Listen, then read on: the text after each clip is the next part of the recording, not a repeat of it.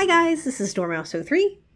And I'm Iron Praetorian. Welcome to Ramblings of Mad People! July 2023 edition. I don't know where July went. It evaporated. It really evaporated in the heat, I think. It disappeared into the ether. Mm-hmm. I feel like we did the last one of these like 2 weeks ago. Yeah, it's been so hot that I think it just the month itself just turned into condensation and just evaporated. Yeah, see, it hasn't been hot here. It's just been muggy and damp and wet. Yeah. Like overcast. But we had weird days where it was overcast with no rain. It was just clouds for the entire day, and it was oh, we're gonna get some rain? No. Yeah, it's been uncharacteristically rainy for me. We've had loads of storms so as well. Many thunderstorms and hailstorms, and it's just the end times, I think. It's what it is. We are playing Darksiders. In real life. In real life. I'm War. And I'm Fury. So, okay. So, things that we played this month. What have we been up to and doing? And I think I mentioned this at the end of our last one, but I was playing at the end of June and finished up about mid-July Fallout 4 on PlayStation. I had played it before on Xbox, but it was one of the games that I wanted to replay over on PlayStation, to have that on my tag and to complete over there, get the platinum, and because it's just one that I really like.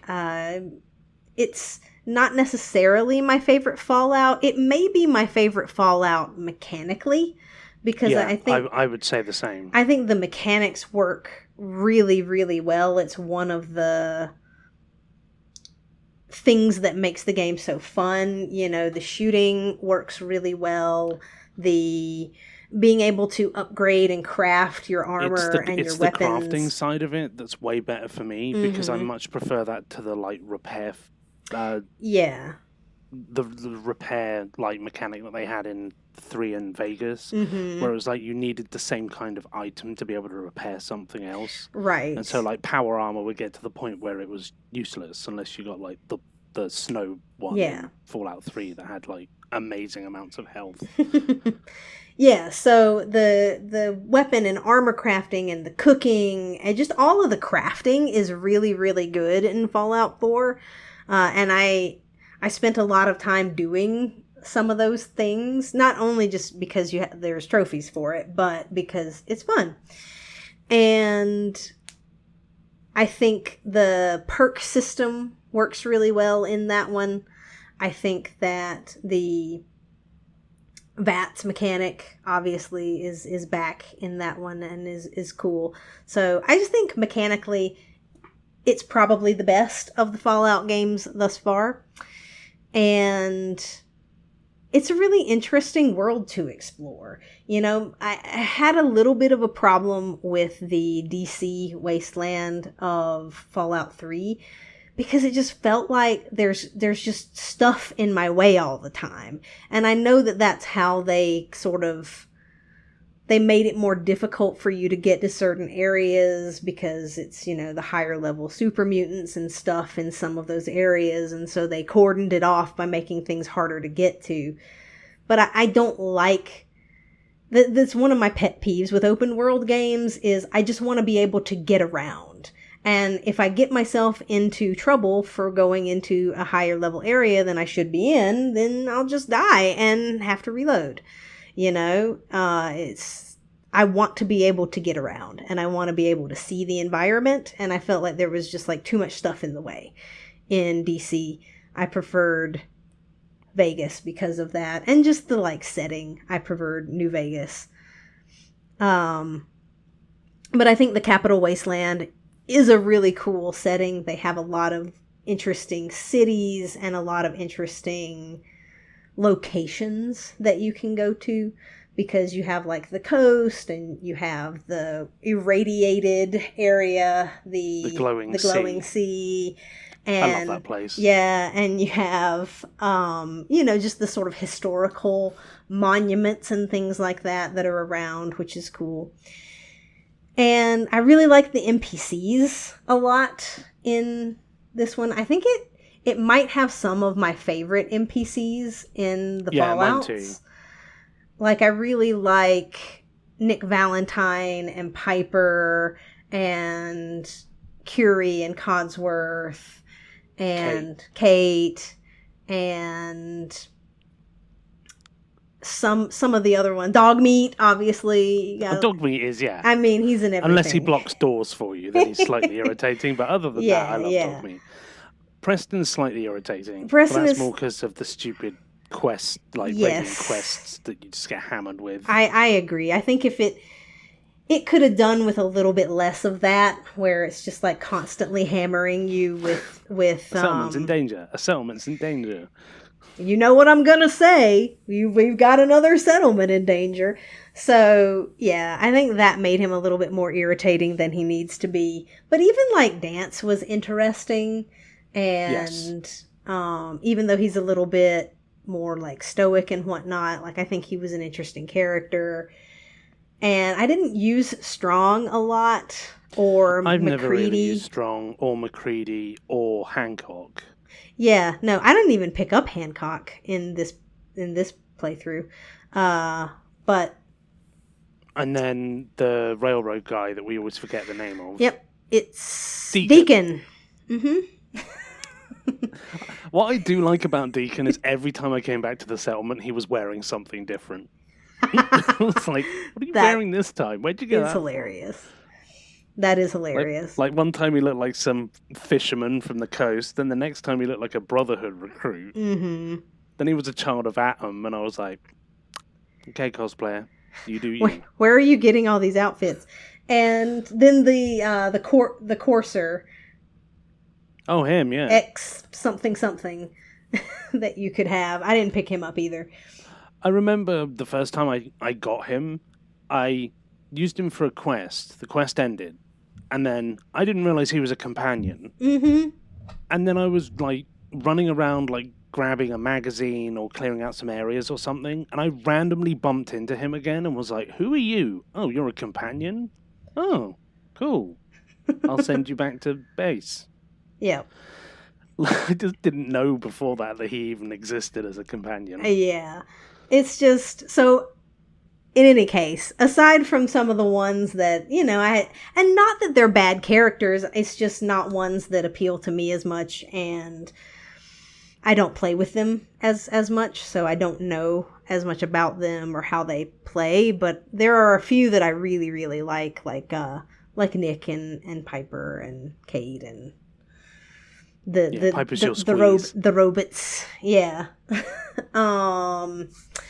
And the base building mechanics, it's similar to like the crafting. I really liked building a home and, putting up defenses and keeping everybody happy and fed and like having food and this and that. Like the settlement mechanics I thought were really fun, especially with all the DLC that they added. You just have lots of options of things that you can do. So... Oh, you also get the robot companion as well. Mm-hmm. Oh, yeah. And she's good. Yeah, she is. What's her name? It's not Ada.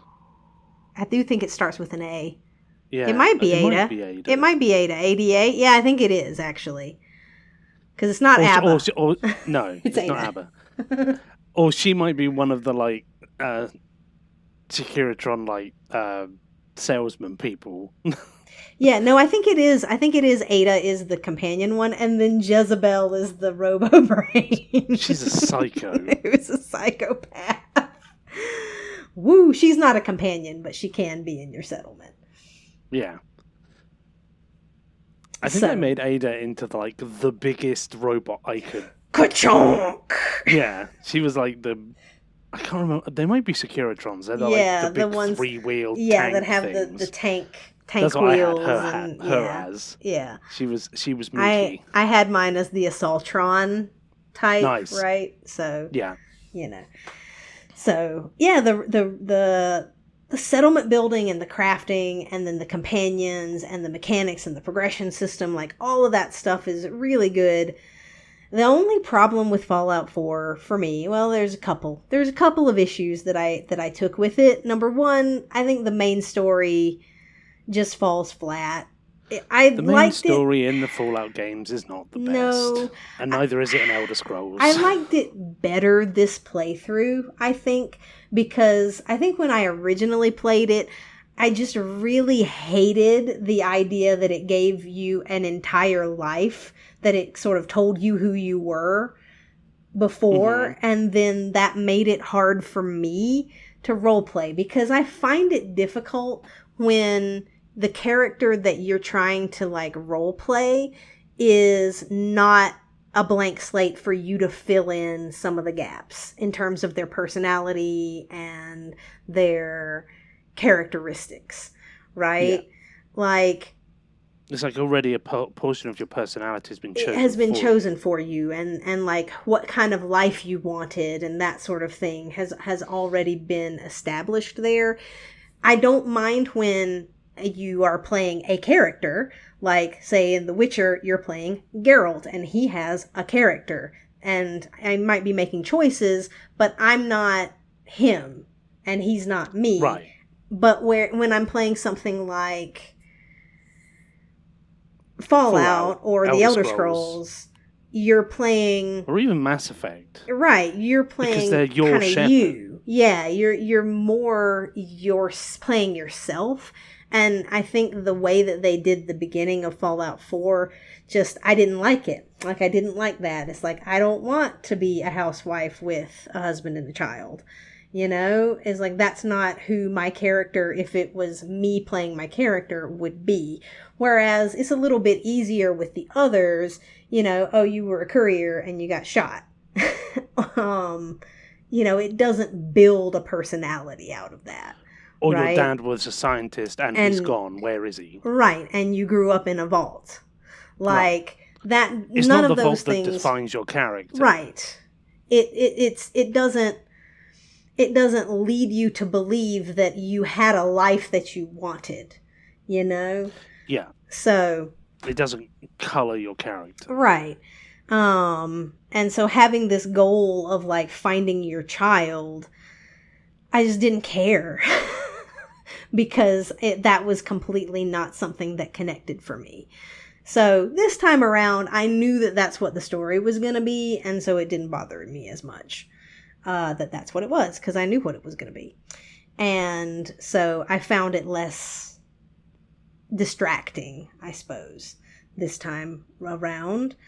But still, like, the main story, it's just not the best. It's just not the best. It's kind of weird. Yeah.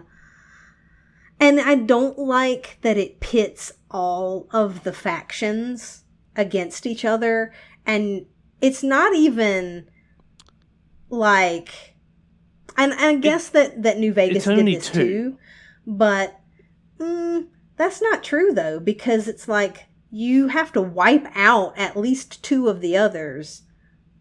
Yeah, that's what I'm saying. Right, so it's like there are 4 factions, and for 3 of them, it forces you to wipe out the other 2. And it's not just you're opposed to them and your missions, and maybe you kill a couple of them or whatever. It's like you have to wipe out the other ones. Spoilers, I guess. But I'm gonna say spoilers right now. Yeah. So I can talk about your games. Well, no, I'm just mean for Fallout here, because it's the Institute wants you to wipe out everyone. Yeah. Mm-hmm. The Railroad wants you to wipe out the Institute and Brotherhood. Yep. But the Minutemen are fine. Right. And then the Brotherhood wants you to wipe out the Institute and the Railroad. Mm-hmm. I can't remember whether you have to get rid of the Minutemen or not. I don't think that you do. I think the Minutemen are sort of like not one that you necessarily have to wipe out in any of them, except like the Institute used to sort of nuke everything. Yeah, well, the Institute, you lead the assault on the castle, I believe. I didn't do that. I don't remember that. That might be optional. Yeah, it might have been an optional thing, or it might have been a post game thing. Yeah, I might have been misremembering, but I always in my canon run, I go with the railroad to the point where I get to the Institute, then something happens, and then I side with the Minutemen and do the ending. Yeah.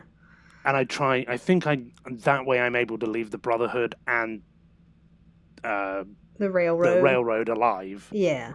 And because I sided with the Minutemen. Yeah.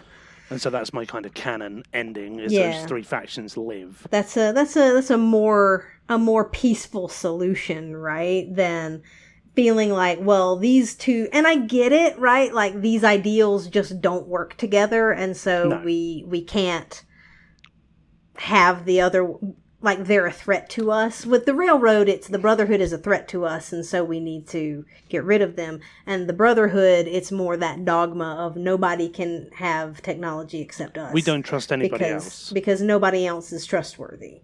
Right. And they're doing things like the idea of synths is so against their beliefs. Mm-hmm. Right. And I will still say that the Institute has my favorite quest. Yeah, no, for sure. I really like the assault on the Brotherhood with the Institute.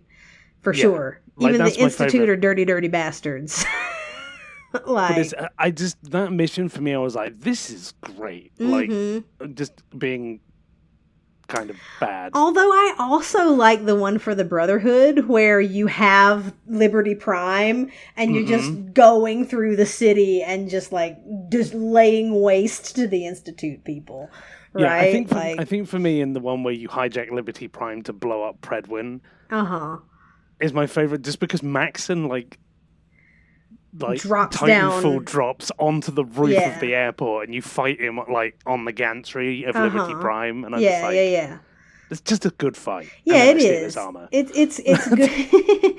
I'm like, mine. And truly, like, I would be fine if it was like, okay, well, we have to kill the leader of this group, but you didn't have to totally wipe out the entire, like, all the supporting NPCs that you had come to like, because, you know... I like the lady that lost both her legs. I did too. And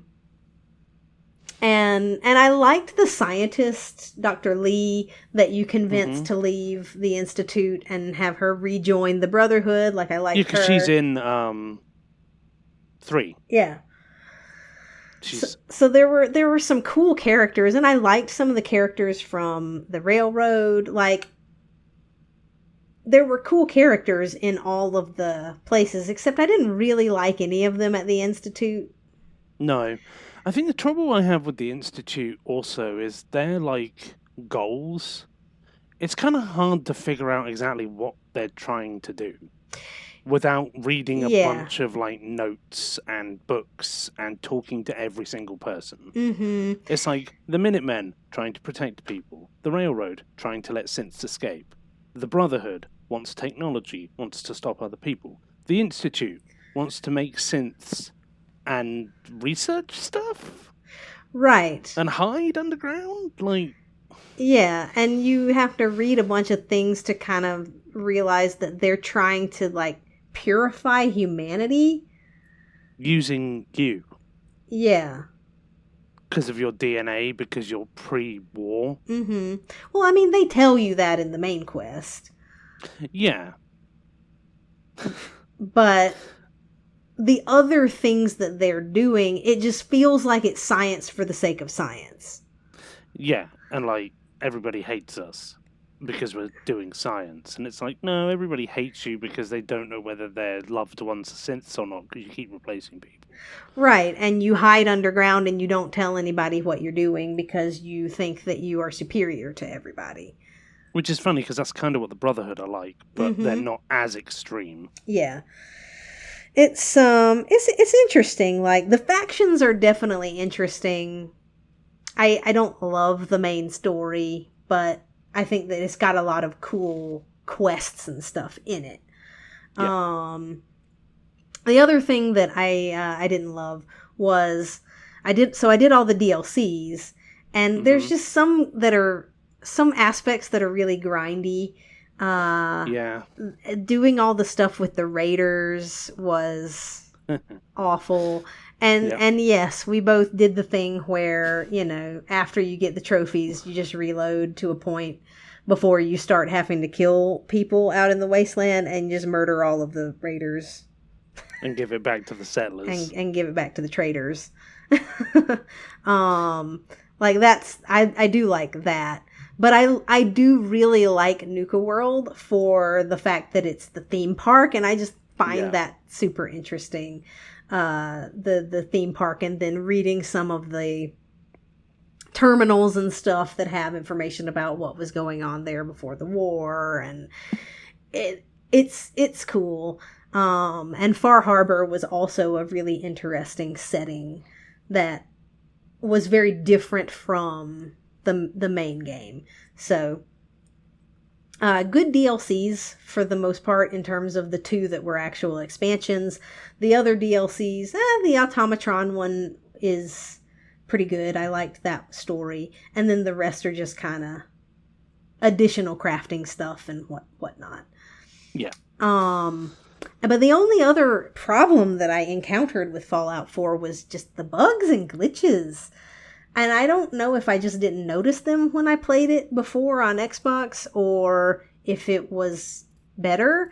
But, like, I encountered some things where my weapon wouldn't fire and I had to do a bunch of shenanigans to try to make it work again. Yeah, it acted as if you had no ammunition. Yeah, it acted as if I had no ammo, and when I did have ammo, or it just, like, wouldn't shoot. And then things falling through the floor, collectibles falling through the floor, thankfully you didn't have the one, because I warned you about one of the books in Nuka World to grab it early. And I went ahead and got it and made sure I had some saves. Because you didn't have to pull off the shenanigans I did, where you have to get in a power armor suit, get on a shelf, clip yourself through a wall, get out, and fall through the world. Yeah. So, some of those things, it's just little irritants like that that's like, it can mess, it ruins your immersion, because then you're like, how do I fix this? How do I fix this, and it's a game rather than an experience that you're having, right? So, yeah, because we like to get immersed in those kind of games, like enjoying the setting, and then a glitch hits and you're suddenly like pulled out of it, like, oh yeah. How do I get past this? Right, yeah. I always found like the central part of Boston was always like the frame rate would drop to like 10 frames a second. When you're near the, like, I think it's Gunner Plaza building, the big one. For some reason, like, that for me, it just chugged. Yeah. And I don't know whether it's because they put too many things in that area, or whether it's like there's a bunch of exploding cars somewhere. Yes. Well, because part of it is up on a bridge, right? And so there's a bunch of exploding things up there. Yeah, no, for sure. Sometimes there was too much for the game to handle loading, and it just was, and I think they could have crash. Done with without some of the smaller crafting items, like random pieces of chalk and ashtrays, just to make it so that it didn't take quite so long to load areas. Yeah, no, for sure. It's like those things are nice in terms of having all of the doodads, that are around that flesh out the world and make it feel real, and you have all these things that you can pick up. But if you sacrifice, like you said, if you're sacrificing frame rate and the game crashing and that sort of thing to have more pieces of chalk and random burnt magazines and pieces of paper, then that's problematic. So, but aside from those few, I would say relatively minor, aside from the main story, the rest of the things were minor frustrations, minor cons. Overall, a very good experience. I really enjoy Fallout 4, and it was fun to go back and play. Nice. So, first game I'm going to talk about is The Surge. So I started this, I think, back in 2021 for a challenge on TA, and I just got round to finishing it off now. I will say, pretty good game. I really enjoy it. I like it's like a Souls type game, but it's set in like a more like mechanical setting. So this happens right at the start of the game. You're basically a guy who's paralyzed from the legs down, who goes to this facility where they'll put you in this rig, like an exoskeleton, that enables you to walk. And I think if you work for the company, they'll let you keep the rig once you've finished. And so you go there to get your rig, and then there's a surge, like a power surge, and you effectively get like the rig like drilled into you where it can't be removed. And so you're trying to play through the game to figure out exactly what's happened to the facility, because a load of the robots and people have just kind of gone nuts and are attacking you. And so that's the like premise, is trying to figure out what's happened in the facility and how you can get out. It has a bunch of like customization options, which is nice. So you can have like light rigs or heavy rigs. Heavy rigs like use more of your stamina and more of your power capabilities. So you have like a limited amount of power that you can use for your suits and for your upgrades. And the lighter suits use less power, but they don't give you as much like protection. And then as you level up, you can level your suit power up to be able to get more, like they call them cores, to be able to put more like upgrades and abilities in your suit, and also wear bigger suits if you want to. But I went like the light suit version and like used the dodge mechanic a lot. I never used the block mechanic, so I don't know how well that works. And I used light weapons for like the first half of the game. Before you get the uber mega amazing weapon. But I will say I like how the game was laid out. It was like in set areas, so you start off outside and then go out deeper into the facility. And it had a good number of shortcuts so that you could get around the areas without making it feel like it took forever. It felt very much like Dark Souls, the like first half of Dark Souls 1, where you get shortcuts that lead you back to your bonfire. Except this one, it was like med centers, where you effectively did your upgrades, and if you died, that's where you'd spawn back. And then instead of souls, you have tech scrap, and very similar. But it's a Souls-like game done well, in my opinion. Yeah. And so I played through the game, thought the story was really interesting. There's some side characters that you meet, and you have different options as to what you can do with them. So there's like a woman that you can give scrap to, and she's making something, and you have to do that a certain number of times, and then you kind of find out what her story is. Or you don't give her any, and then you get something else instead. And so you're like, you might have to do a couple of runs, or if you're playing PlayStation, you can just make a save and do the journey slightly differently. I think my only my only problems with the game was Black Cerberus, who's one of the bosses. He's like the difficulty spike, because he's basically this big armored dude. He's got like power armor on, and he's got this massive axe called the Judge, and he just hits like an absolute truck. Like I had decent health, and he would kill me in 2 shots, or 1 shot if he did a heavy. And I was like, The trouble with that fight is, to get a couple of the achievements, you have to. So each boss has like a challenge, and then you get the second version of their weapon, because each boss drops a weapon. So if you do it normally, you get the normal version, and if you do the challenge mode, you get the V2 version. And for Black Cerberus, you need to get his armor set, and the only way to do that is to do the challenge version. So he'll like you do some damage to him, he runs away and summons in this like walker with a cannon on it and some blades that you then have to try and get to shoot 2 canisters in the boss arena. But you have to damage the walker enough that it will shoot at you, and then also be far enough away that it will shoot at you. And then dodge the bullets so that they hit the canisters. And I had definite trouble with that the first time. Yeah, round. and hope that it hits in the right spot to blow them up. Yeah. And so, then you have to do that twice on each side, and you have to get him to go where you want him to go, which is sometimes a problem. And then you have to fight Black Cerberus himself. Mm-hmm. And you have a second time. Yeah, a second time. And the problem with him is you have to... So the mechanic in the game, to gain armor pieces, you need to cut the limbs off character. You need to cut the limbs off your enemies. But to be able to cut the limbs off, you need to have enough energy to do a finishing move on them. But because Black Cerberus hits you so hard, you're basically jumping in, getting an attack, moving away. And to get energy, you need to hit people continuously to build your bar up. Otherwise, it decays back down to nothing. And so I struggled to get enough hits in without dying until I like changed my upgrades to make it so I got more energy for each hit, and my energy wouldn't ever drop below 30%. And then I was able to do the finishing move, and I cut his arm off, and I got his weapon, and I got his armor set, and that was all good.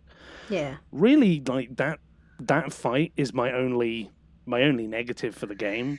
Yeah, it's a lot of parts, and because it's like that Souls-like kind of a thing, there's no checkpoints or anything, right? And also so running back to him and getting hit by 2 or 3 of the security guys, and losing like two of your healing items when you really need all of them in the fight. It was hard to dodge past all those things without taking at least a hit. It had 2 DLCs. I like so one DLC was like based in a theme park. Once more, the theme park DLC. The theme park theme. And then the other one was like gauntlet challenge mode run thing, but it was like Wild West, but strange. Yeah. It was like the commentator was the levels were like Wild West based, but they had like normal enemies in them, or like special enemies that were in the style of the boss at the end, because there was 3 bosses. One of them was like a wolf guy. Like a Native American. Like a Native American, but he had like a wolf's head and wolf armor. Yeah. And then there was another guy that was like a Mexican bandito with like, I think he had a scythe or like the fast blades. And then there was another guy that was like Death. The Undertaker. The Undertaker. Right? Had like a coffin. That had a coffin or a scythe. Yeah.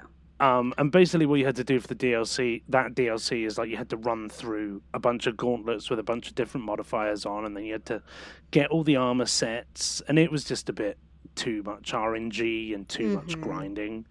Yeah, but the basic premise I found I liked it. I just didn't like that you had to do it quite so many times. Yeah. And you have to like run through each arena once, and there's 9 of them. And then once you'd finished like the first run of the arenas, you'd get your like trophy for doing them. And then if you wanted to farm the armor, you could just do the first 3. Because the first 3 they're all the unique like level parts, and then they're reused for the other 6 episodes in different combinations. So it'd be like there's a train on a bridge and you have to get across and fight some enemies, and then there's like a graveyard arena, and then there's another arena that's like a bunch of houses with like a shooting range that they're shooting you as you run across. And so they put them in different orders to make the different arenas. But yeah, I think the other DLC was fun. The like Iron Mouse, Carbon Cat. and Rusty Rat. It was a good little DLC. It wasn't too long, and it had really good shortcuts as well, like the main game. And that one you needed to craft all the armor, but there was only 3 sets and like some mascot hats. And you could get them from just fighting the enemies. Yeah. Yeah, there was like 3 different enemies and then 4 different mascots. And it was well self-contained, and so you could do runs to go and get the enemies that you needed to cut the limbs off from quite easily, which was nice. So I played this on Xbox, and I liked it so much, I went and played it on PlayStation, and did the 100% on there as well. And I'm the fastest person on PSN profiles to get the 100% in the search. Woohoo! Because I'd learned my lesson in playing it through on Xbox, that when I got to Black Cerberus and died twice, I went and farmed and got upgrade materials for my weapon and a better armor set and a few slightly like better mods because I upgraded my suit so I could equip them, and I was like, now I'm ready, and then I beat him first time. Nice. And you did some strategic saves and I did some saves, yeah. You know, so I could get you both. are a very efficient player when I know a be. game. Yeah. I can be very efficient, yeah. Yeah. It's like when I did Overcooked 2 and I'm like the 4th fastest person to complete that game, and I didn't. My last trophy was to serve 1,000 meals. So I'd done the entire thing and then had to spend half an hour like serving meals in the first level. Yeah. To get that trophy to pop. And it's like when I did Dragon's Dogma the second time, the last trophy I had in that one was to get the 3,000 kills. Because I got through the game so quickly. But it's also like you're skipping through the story, whereas I enjoyed the story. Like, I played through the story first on Xbox. And that like speaks to me. Yeah. In, like, I did a game and I really enjoyed it and I want to do it again, but I want to do it quickly. Right. Definitely, like, I think that you would be a good speedrunner of things like that, right? Where you don't necessarily have to do any kind of fancy glitches and tricks and whatever. It's just playing the game effectively and doing it 100%. Like, I think that's the kind of speedrunner that you are, and especially when you're not on this stupid clock, right? Where it's like, do this level in a like the Halo speed runs, right? Yeah. Where you have to especially pull off the Halo these 2 ones, where you have to pull like off these stupid glitches in order to make the time that they're trying to get you to make. You know, if it's about doing 100% and playing it effectively, like, you're really good at that. Yeah, because I farmed right at the start. So that I could have Mark. That is the key to RPGs. Is Mark 2 you gotta or farm early. It was Mark 2 or Mark 3. I found these enemies that are like these big guys in like white spacesuits. And there's only 2 of them in the game, but they're in the first area because that's where they're building the rocket. And it was like, oh, I'll farm these guys, and they had like Mark 2 gear, so I farmed them for everything, or it was Mark 3 gear. So I farmed them for everything, upgraded my gear, and then I just like charged through to Black Cerberus. I will say, those robot enemies. There's robot enemies because you've played it. The ones that come back to life. Yes, the they're a pain. Praetors, or what are they called? I can't remember. Prometheans, or yeah, it's something. The armor's like. They're basically a robot enemy. They're like a cyborg, and when you kill them, they come back to life, and then you have to kill them again. But they kind of will die on their own if you leave them be. These guys emphasize one of my problems with the game that I just remembered. The enemy attacks tracking you was way too accurate because they have these massive clubs that they can whack you with, and you'd be like, I rolled. And then they I'd hit be you behind anyway. the guy, and he'd just spin move and whack me in the face, and I'm like, that's cheap. Yeah, those guys were mean. And I remember when I played through the first time, they died. I didn't I didn't know that they would die. Like, I thought that they were kind of like the regenerator in Dark Souls, gosh, in Dead Space, where they would just keep coming back. I see. And so I just ran away from them, and I got to this point where I was like, oh my god, what am I supposed to do? I have 6 of these things chasing me. Yeah. Help! And I didn't realize one. that if I just killed them a second time, then they would die. So, but you had the luck of my hindsight of being able to tell you that. I also used a good guide. Yeah. So. Because there's collectibles, but the collectibles in that game are fine because the game isn't massively convoluted, and so as you're playing through each area, you can find the vast majority of the collectibles. There's a couple of little backtrackings you need to do because you have to get security clearance at one point to open a few doors. But I think I only had to go back to like 1 or 2 areas.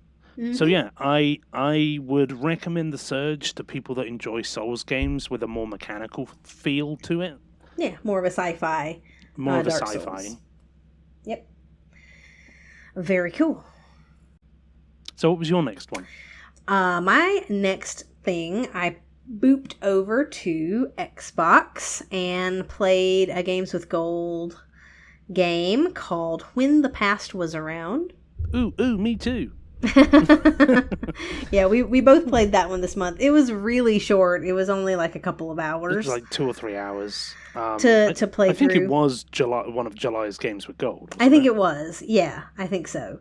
And so it was a pretty straightforward little point-and-click puzzle game where it was dealing with this person's grief of losing their partner. Yeah. And it was very it was one of those sort of artsy, I would call it. It was one of those artsy games where it was more about the feeling and the emotion and the art style and kind of evoking that feeling of grief in someone moving through as well. Yes. So the music was good and added, I think, a lot to the atmosphere of the game. The thing that I don't understand is why was her husband half owl? I don't. And everybody else is human, but he's an owl. I didn't understand that either. I guess it was maybe like this is a representation of him rather than him. And maybe that was his nickname or an animal that he really liked, and so it associated him with it. But it was kind of weird. Yeah. It's like it's not clarified as to why that was right. a thing.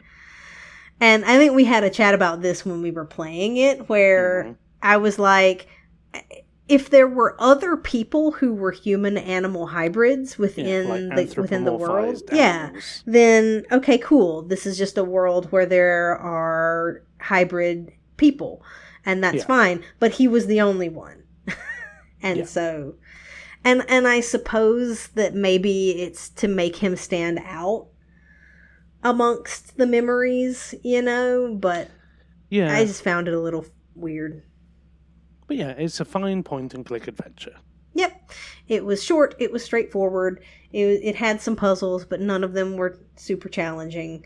The couple of them made you think a little bit, and then you figured it out and moved forward. And it told this nice, bittersweet story of grief and acceptance and moving on. Yeah, it's like was it 5 stages of grief? Yeah. And moving on from that. Yeah, I mean, I don't think you necessarily went through.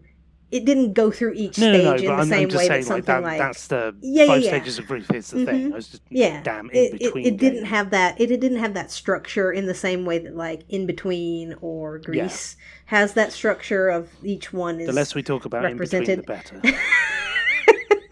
I hate that game. A game that decides that it's not going to save an entire run.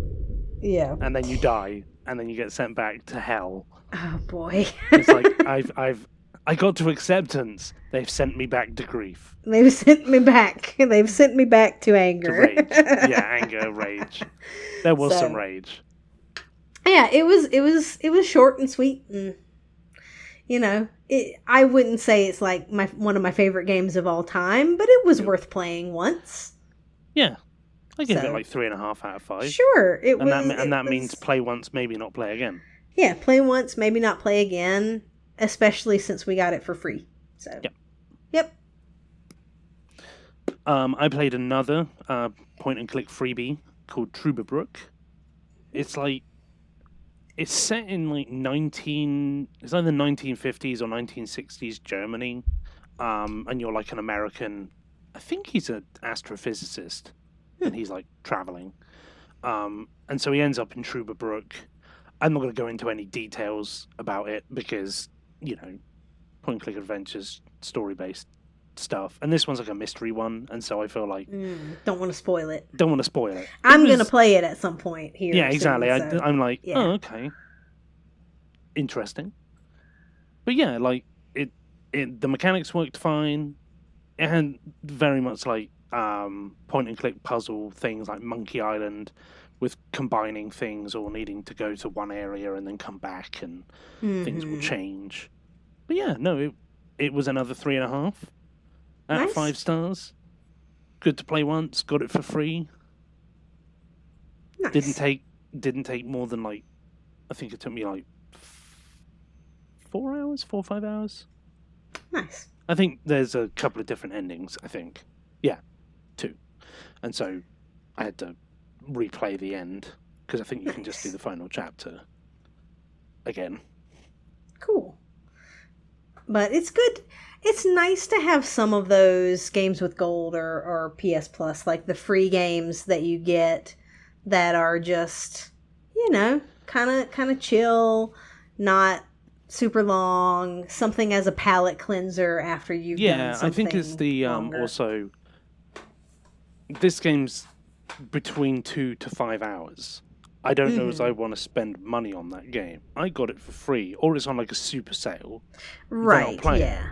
But it's like, unless I really want to support the developers, I then wouldn't buy that game, and so it's a nice opportunity.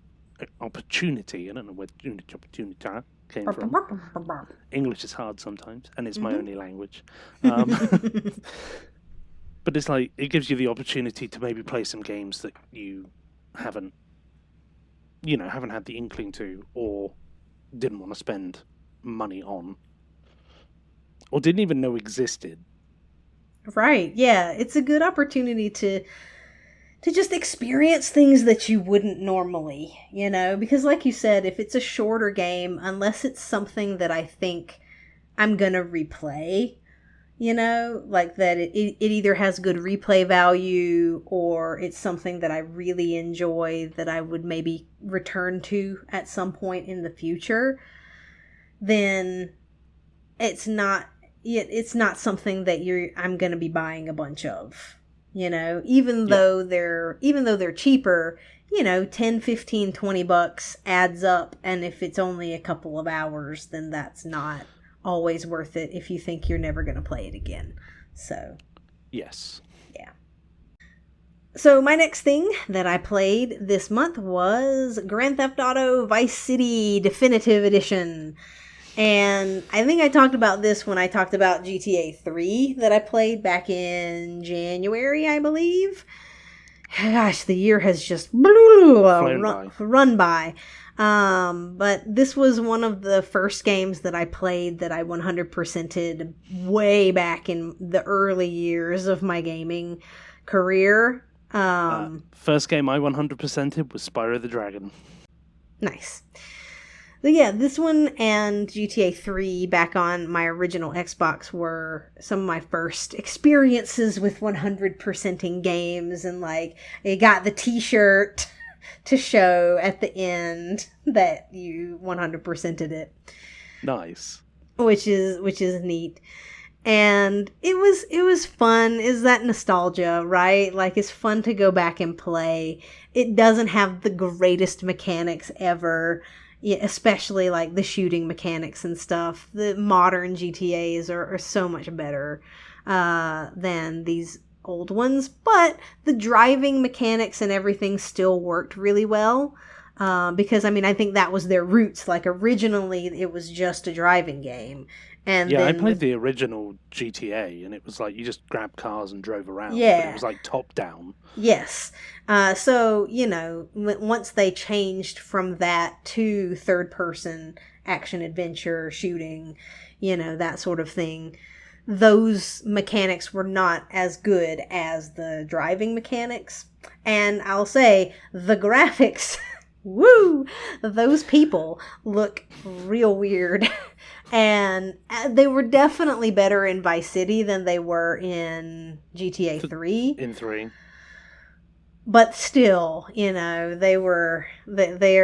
have not aged well, even with the upgrade for the definitive edition. But the cars and environments looked still pretty good. Like, and they're not a patch on modern graphics, of course, but they still looked pretty good for how old they were. Yeah. Because those were the things that they modeled well to begin with, was the cars and the environments. I think Vice City for me has the best soundtrack of a GTA. Oh God, yes.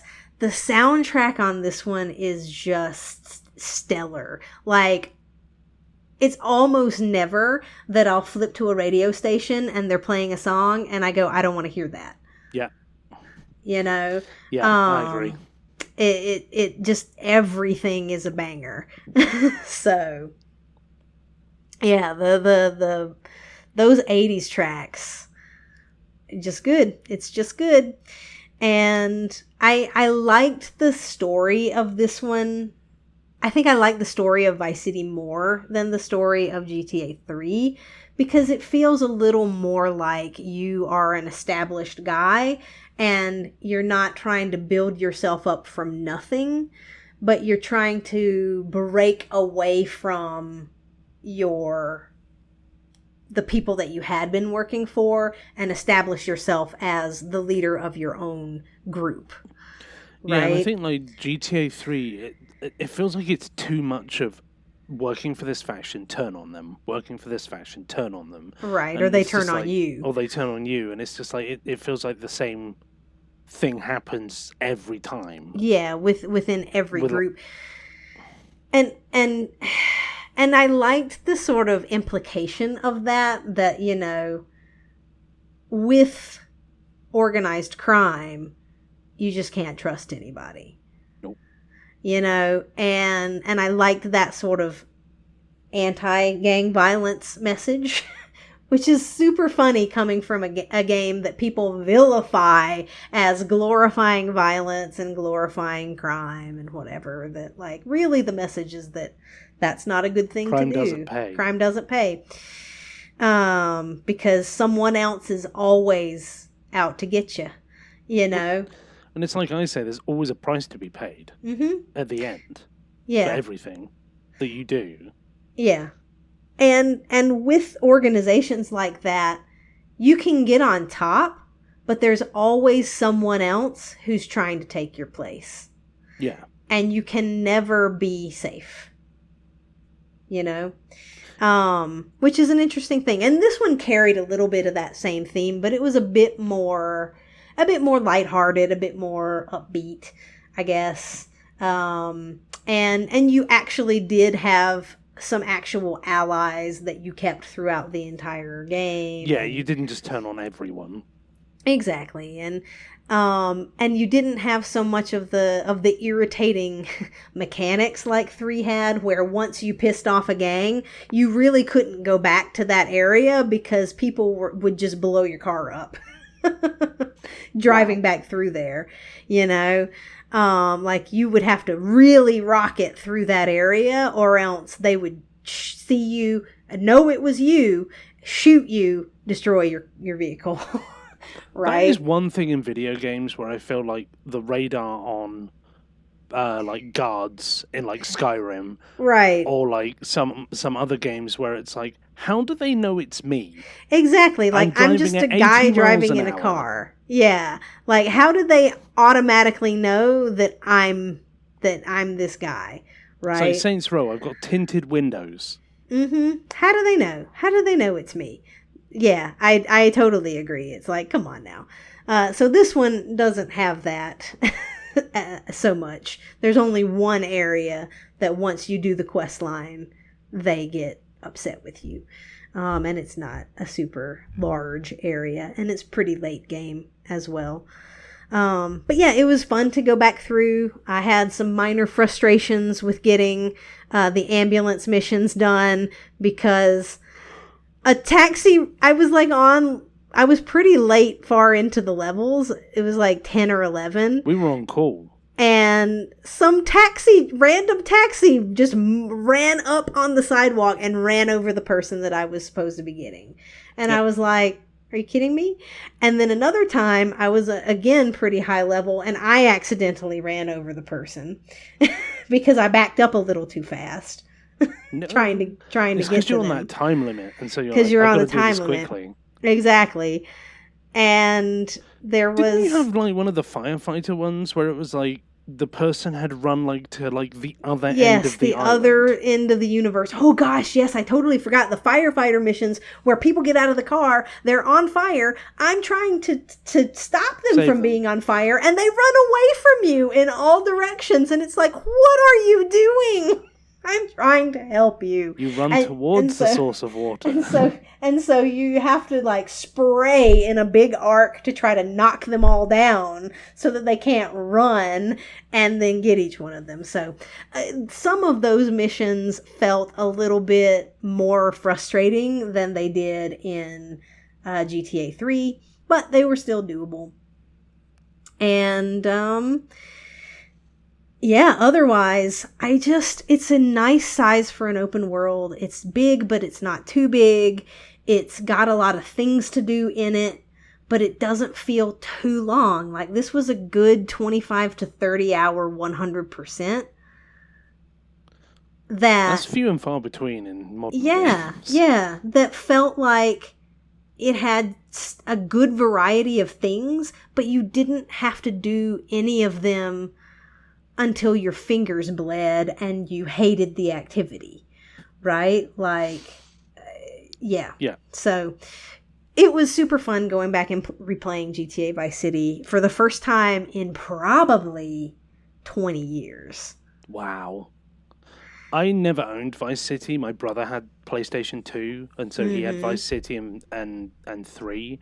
And I remember playing through his like 100% file and just like bombing around in the cars because the driving mechanics was good, or getting one of the like biker gang like motorcycles and just listening to the radio for like an afternoon and just driving around, and we'd like swap off and do stunt jumps and do the stunt jumps and just have fun, because it was one of the few games that he like played, because my brother isn't a big gamer, and so that and Star Wars Battlefront on my Xbox, we'd play on the same team and like shoot stormtroopers as rebels.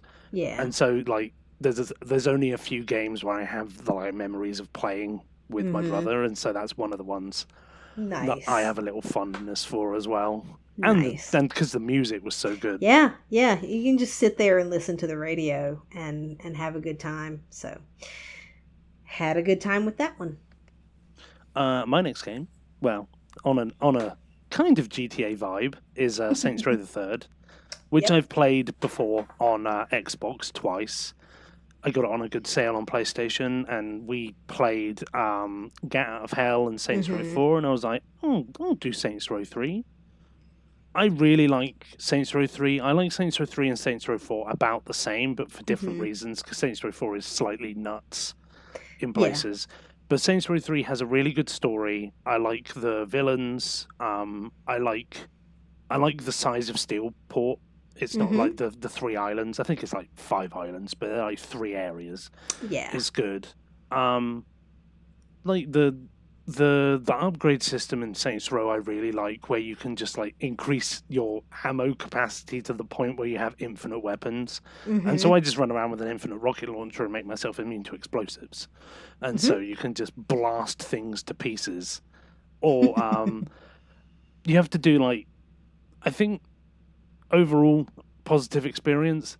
A few negative things for me in that game. The DLCs aren't the best. And they have a few missables. Too many challenges. Oh gosh, yeah. That's just it's the bane of those Too many Saints challenges, and Rows. also survivals. Survivals are the worst ones because they're random phone calls that you Yeah. have to get while you're not in a vehicle. Most of the fun of that game is Mm-hmm. like driving around Yep.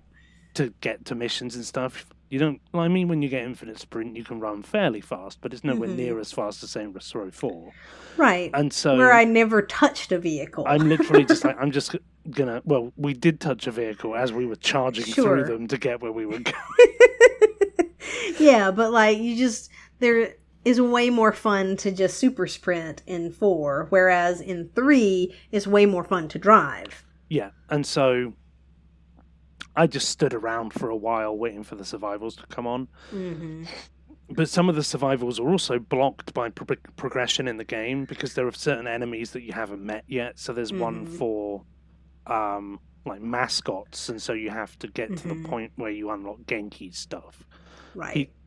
He's like a mad scientist kind of Mad celebrity scientist cat.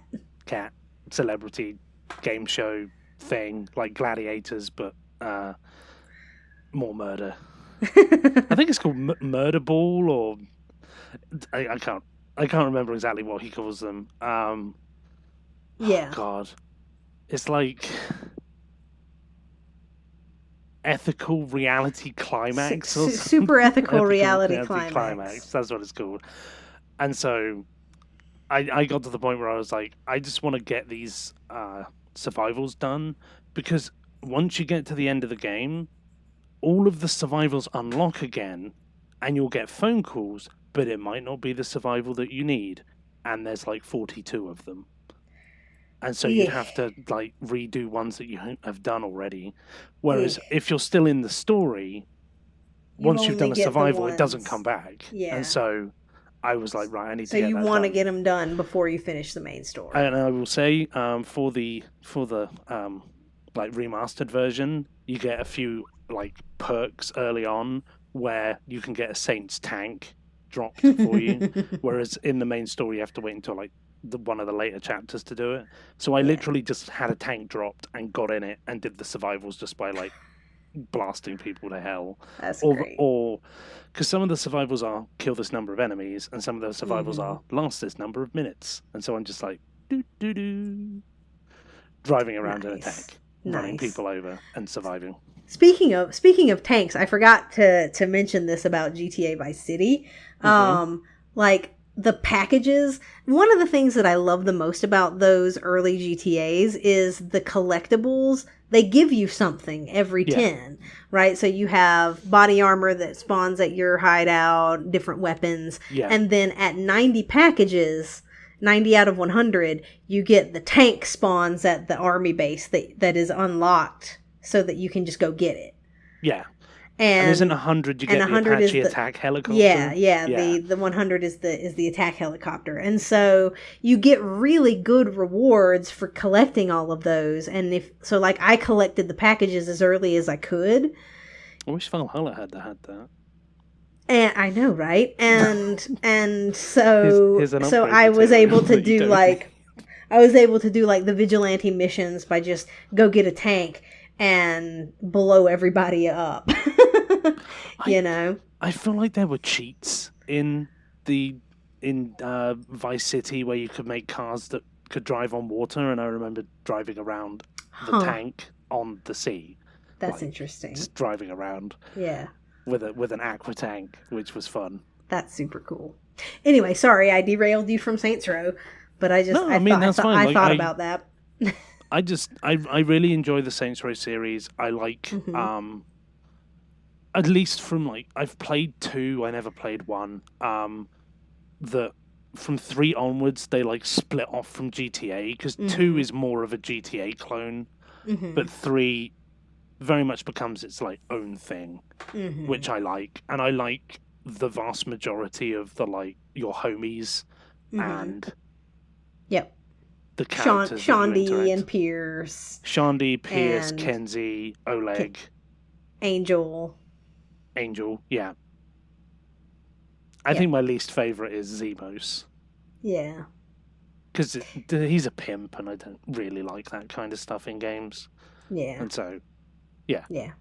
But yeah, it's just like, it was fun. It's one of those games that if there's a remaster of it, I will probably play it again on PS5 or Series X, like I'm gonna do with Skyrim and The Witcher.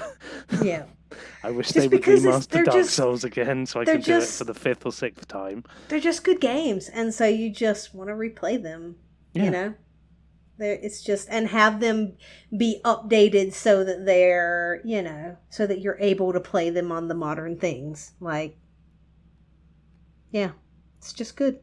Because I feel that that's the way for us to keep our older games alive, is just to just hope they get remastered.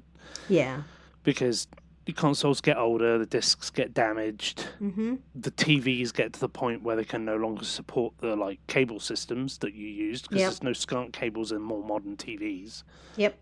Some of them don't. I don't even think they have component cables anymore either. Yeah. Or headphone sockets.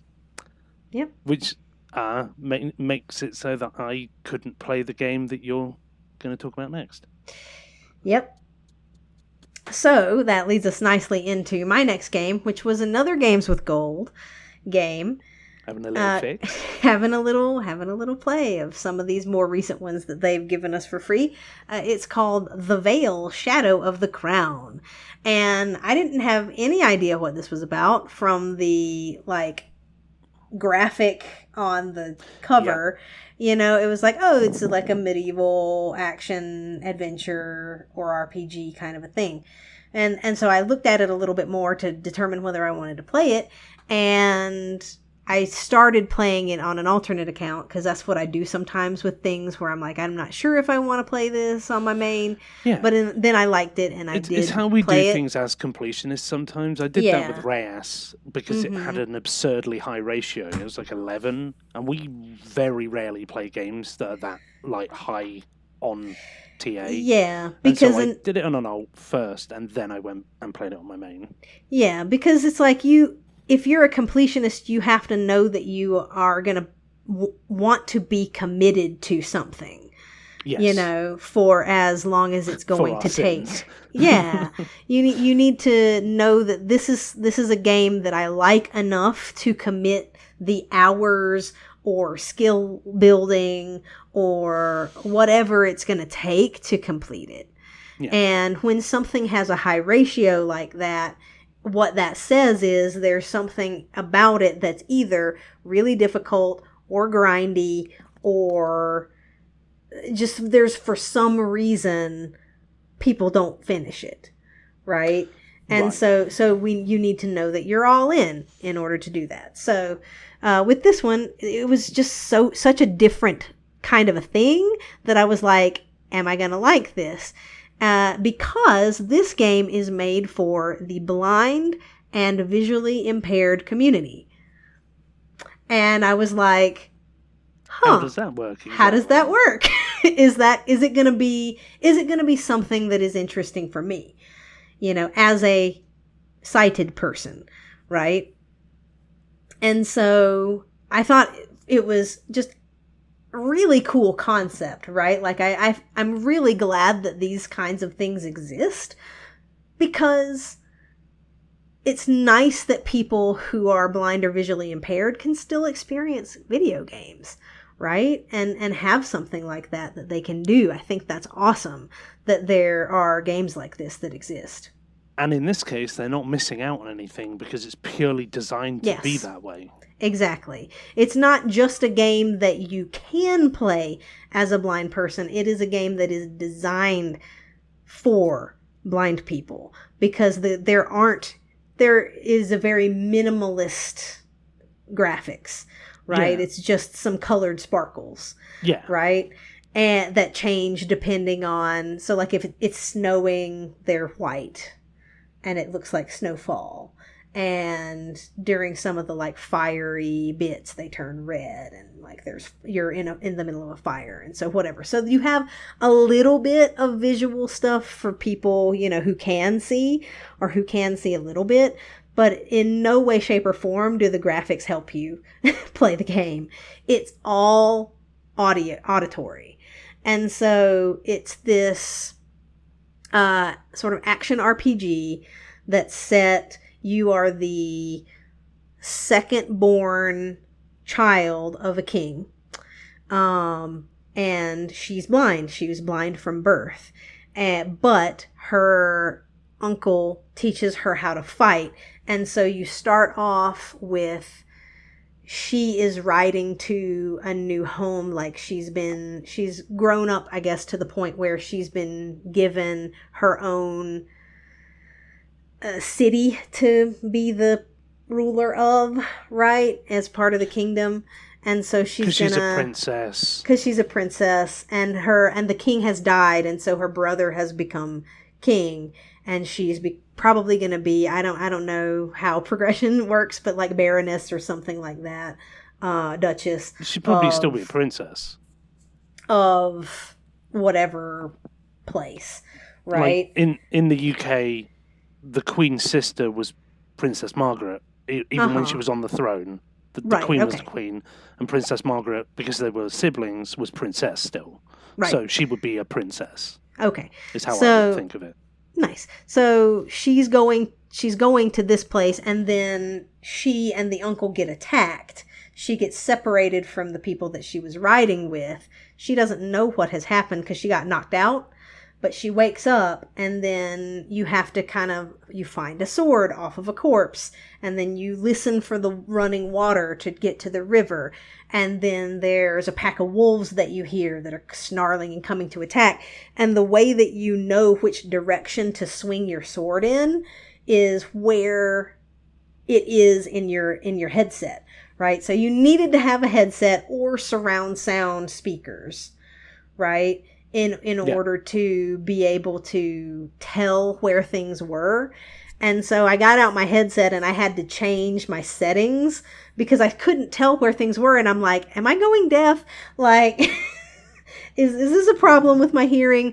But it wasn't. It was that it was on, my settings were set to like mono.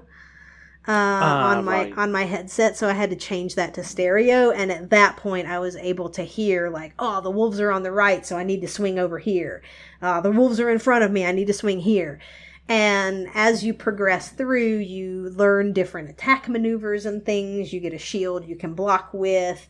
You learn to listen for what kind of attacks people are doing, whether they're going to do heavy attacks or quick attacks, and that's going to determine how you counter those attacks. Right? Do you need the shield for the heavies, or? You need the shield if you're going to block. So, if they're doing a heavy attack, you can do one of two things. You can either block the attack, which may not block at all if they're powerful enough. It might break your guard a little bit. Or you can do a quick jab and interrupt their attack. Ah, clever. Right? But if they're doing a quick attack, you can't do that quick jab. You're going to get hit. So you have to block those and then counter them. Right. Light attack, block, heavy attack, counter. Counter. Or block and then counter attack. Hope. And hope that they didn't hit you hard enough to break your guard. And then there's also some magic that you can learn farther on where you can like set your sword on fire after you've had enough successful hits, or do an area of attack sort of shield burst thing. Oh, nice. Which is cool. And it's interesting because it works so well without having anything that you're seeing. Like you're immersed into that world, but you're not seeing anything. But you're not seeing anything. It's almost as if you're like imagining an audiobook. Yeah, and the story was really well written, and the voice acting was quite good. And so it really just like the sound design and the way that you're in a city, and so you can hear the ting, ting, ting of the blacksmith, so you know which direction to go to buy more armor and weapon upgrades. Or you hear the sound of music, and that's where the tavern is, where you can go pick up side quests.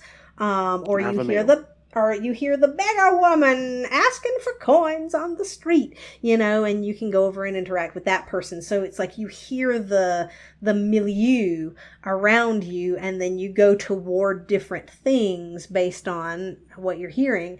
And it just worked. Like the sound design and the writing and the way that they did the fighting mechanics worked really, really well. And it was about probably a 6 to 8 hour game, and it kept me immersed for that whole time and kept me, interested in what was going to happen with the story. And it was cool that it's a blind protagonist, which has existed, I think, in other games and stuff, but you as the player now are also blind. Yes. Right? And so you're really immersed as that character, and I thought that was really cool. I'm now trying to think of a blind protagonist. I can think of some blind enemies. Or squad mates. Yeah. Like Kreia in Knights of the Old Republic 2 is blind. Mm-hmm. Yep. Philippa Eilhart is blind. Mm-hmm. Well, blinded. And oftentimes they have abilities where it's like seeing, and so that's how tremor sense almost, or tremor sense, or using the Force. Yes. To be able to kind of, or they flavor it as like you're hearing beyond sight or beyond eyes. The little girl, she's blind. Yep. I knew there was one that was obvious. Yes, and as you hear things, it fills the world. It fills the world in, and sometimes it's wrong, so it fills the world in, and then it has to change that because you find out that it wasn't actually that you heard. Yeah, like you go up and touch it, and it turns into something else. Mm-hmm. Which is another cool way to do it, but it's interesting. It's unique. Think that it's unique, and if you have a good headset that you can use, or stereo surround sound, I guess, it's a fun game to try out, and I thought it was quite a good little medieval RPG story as well. Yeah. So it almost feels like a D&D. Mm-hmm. It did feel very much like that. It felt very much like you were playing a solo D&D game that was more on rails. Like there were some choices that you could do, but the main narrative was pretty straightforward. Linear. So, yeah. Nice. Mm-hmm. Oh, and you had choices of like what kind of armor and weapons you want. So like, did you want to be in plate armor, but you would have less mobility and less quickness? Yes. Or did you want to go light armor and be able to have more attacks and be faster with them? Yes, but for you. Yes, that was what I did. I ended up with the studded leather and the upgraded short sword, whereas you can have the big mace or axe or hammer or whatever, right? Like you can get some of the heavy weapons. And I do love how our play styles would differ, where I'd be like, okay, what's the biggest, heaviest armor I can get? Excellent. What's the biggest, heaviest weapon I can get? Excellent. Yeah. And so, it had some nice diversity there with the different things that you could have. And all of the menus were voiced. So it had someone who read, this is the equipment. Armor, weapons, equipment. Yeah, like, this is a tier 2 short sword. And you could go through all of its statistics. Would you like to equip? You are currently equipped with a +3 dagger. Right. Yeah. So it was very simple and streamlined, and it just worked really well for what it was. So the only thing that I didn't like about it was that there was no manual save slots. I would have loved to have had manual save slots where you could go back and like do different choices without having to replay the entire game, because there wasn't even chapter select. It was you had to start over. That's bad. So you'd have to do the whole game in one run? Yes. Well, no. It had autosaves. But, okay. Yeah, but if you were like, oh, I missed something in this chapter, you have to play through to that chapter. You have to play through the whole game to that chapter again. I see. And it was fine because it wasn't super long, but it could have benefited from having manual saves and or chapter select. So.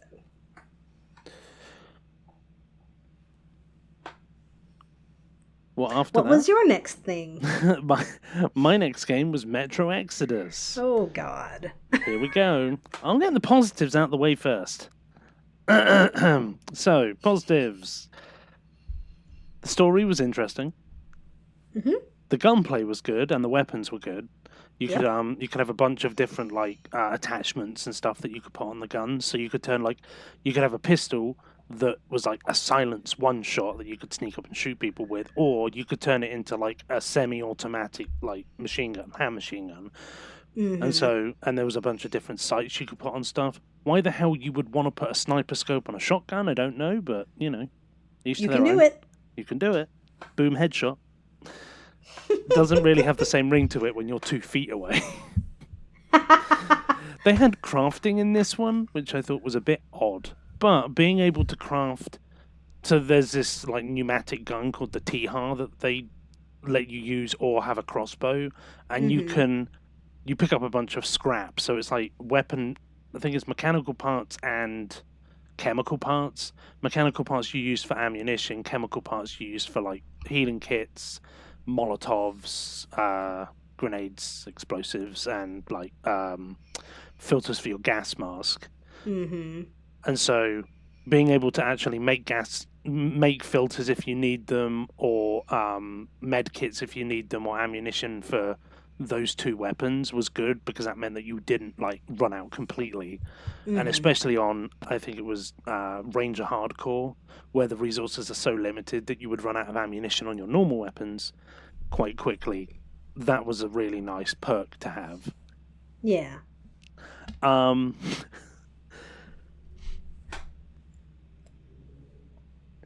Being able to keep your weapons in New Game Plus was also nice, because you had to do like 3 runs of the game, and so you could choose to have like none of your weapons, all of your weapons.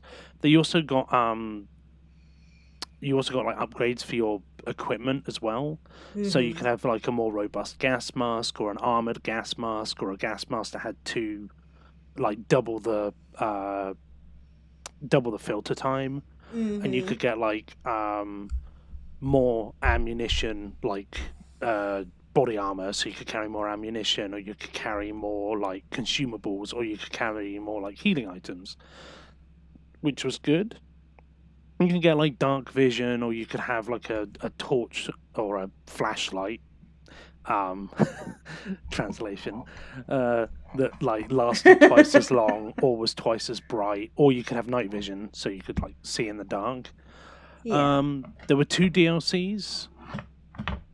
No, there were 3 DLCs, because one was a title update. There was one called Sam's Story that like followed one of the characters after the end of the game. Wasn't super great. It was okay. And then the other DLC filled in... I'm not going to spoil Metro Exodus. So it filled in a portion of the story, which was nice. And I was like, oh, okay, this is good. So that one I thought was a lot better. They both had slightly annoying difficulty-based achievements, where you had to play through on normal, and one of them you couldn't heal using medkits, and the other one was you couldn't die fighting a particular enemy. And it was just... I found out afterwards that there's a glitch that you can use for the enemy one, where you can...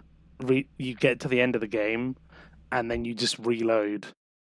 You make so you have one save slot, one quick save for some reason, and then it like saves at certain points itself, like 3 auto save slots.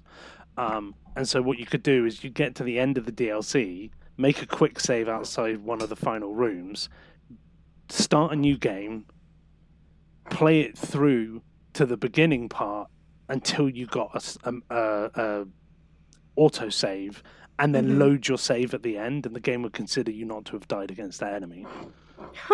And then you finish it. Yeah. Whereas you and I did the proper version and got stressed. Oh yeah, we did it the hard way. Okay. So now for now that the we've cons. gotten through the positives, which did not all sound like ringing endorsements. No. So it's like, this functioned. 50% of the game was conversations. Mm-hmm. At least that's what it felt like. It wasn't, but that's what it felt like, and they were unskippable. Yeah, it had to have at least been 25%, though. Every run, you had to listen to the same people say the same thing every time. And I was like, can I please skip this? Because I would like to finish the game. No, you can't. Oh, okay. Nope. So you couldn't skip the cutscenes. Mm-hmm. For some reason, they decided to make it so that your weapons degrade and get covered in grime, and so you have to clean them, otherwise they jam. And I thought that was like a totally pointless addition to like, why do I need to do this? Yeah, it's like it makes sense in the world, but it isn't fun. It's not a gameplay mechanic I enjoy.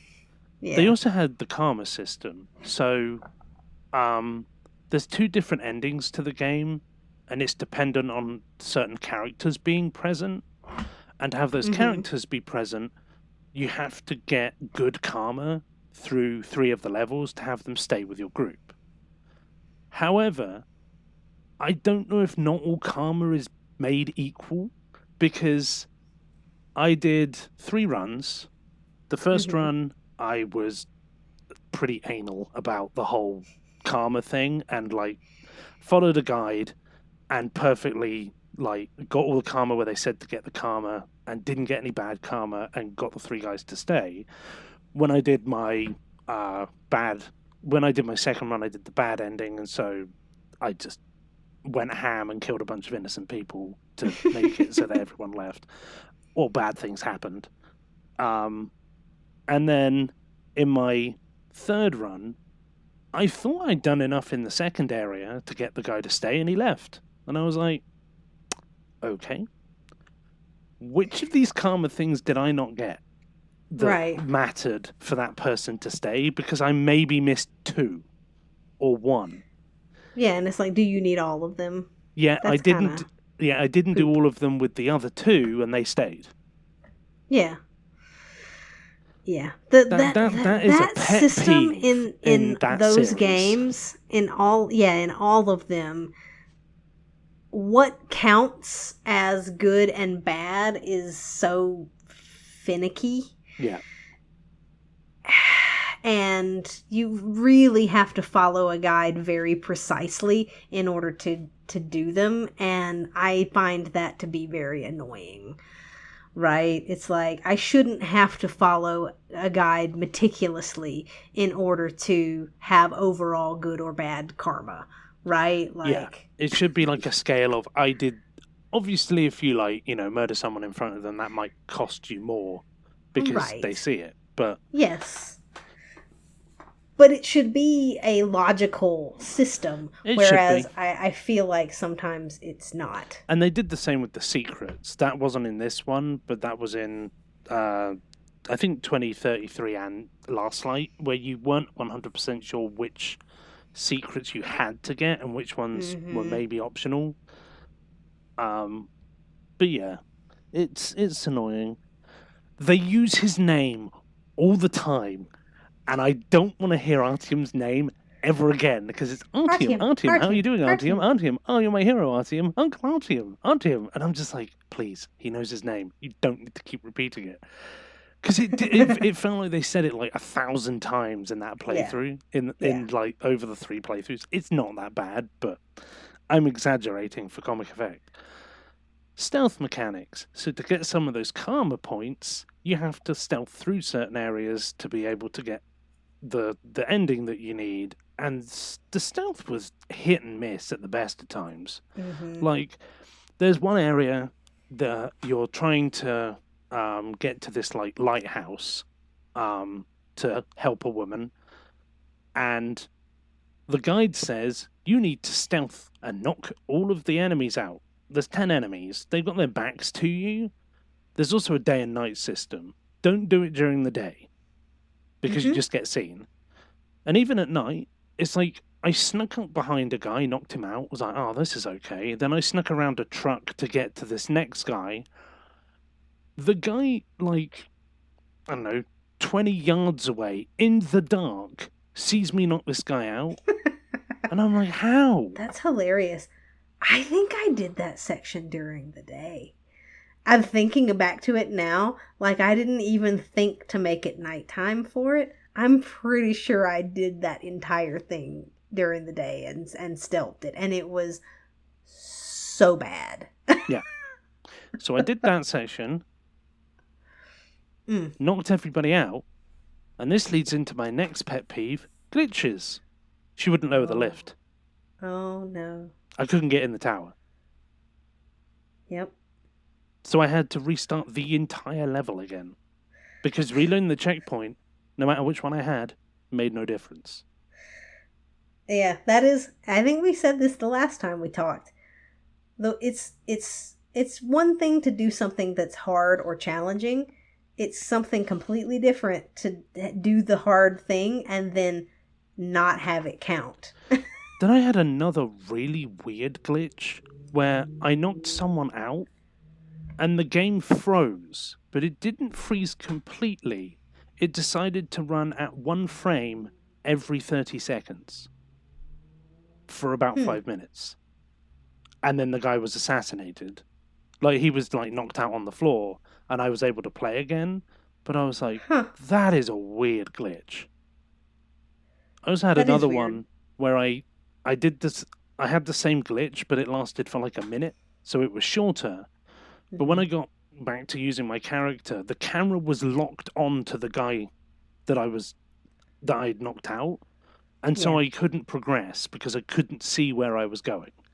Because it was basically tethered to him. So when I walked behind him, I could see the lighthouse I needed to get to. But when I walked to the lighthouse, the camera turned around and was looking at his body.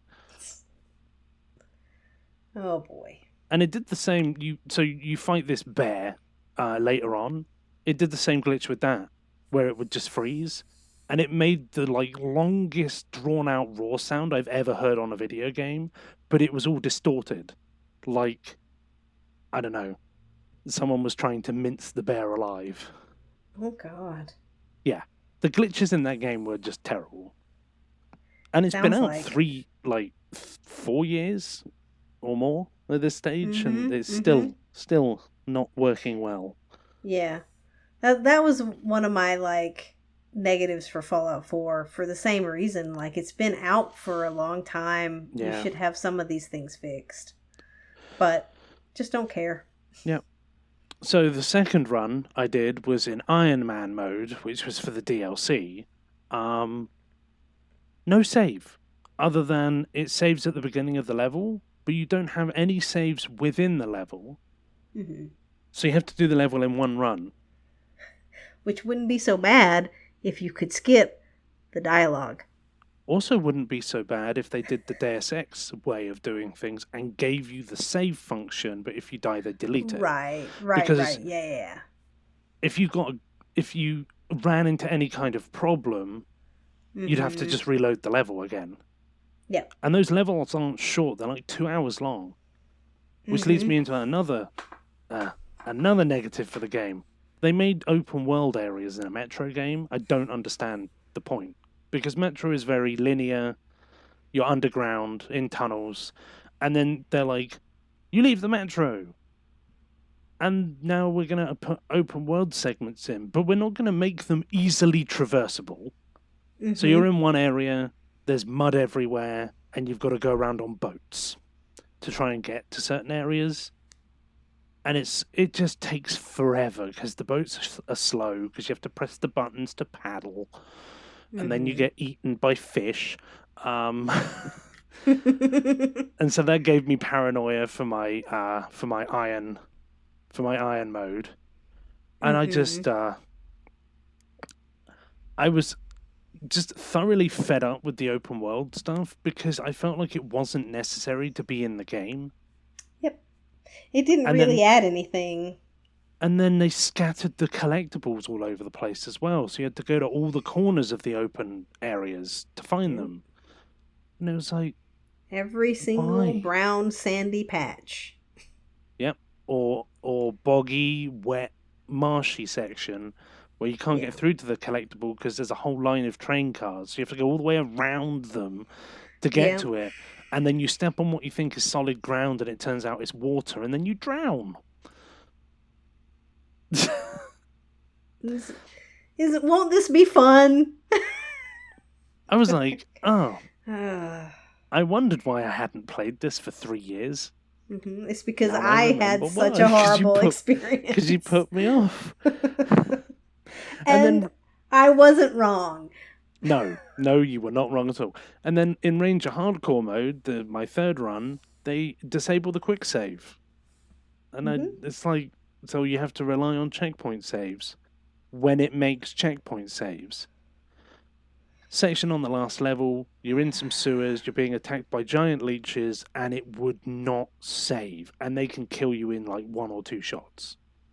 And you have no healing items. Wow, I'd run out because I didn't have the materials to make anymore. And it was just... Yeah. But it was painful. And it was right at the end of the game. I'd got through the rest of the game relatively easily. I died a few times in another section where it was like there was no cover and I just got gunned down repeatedly until I stuck 2 NPCs in front of me and used them as human shields. And so I was like, great. I've now been stuck here for 3 hours and the end of the game is like half an hour to an hour away. It would be half an hour, but it was an hour because I couldn't skip the cutscenes.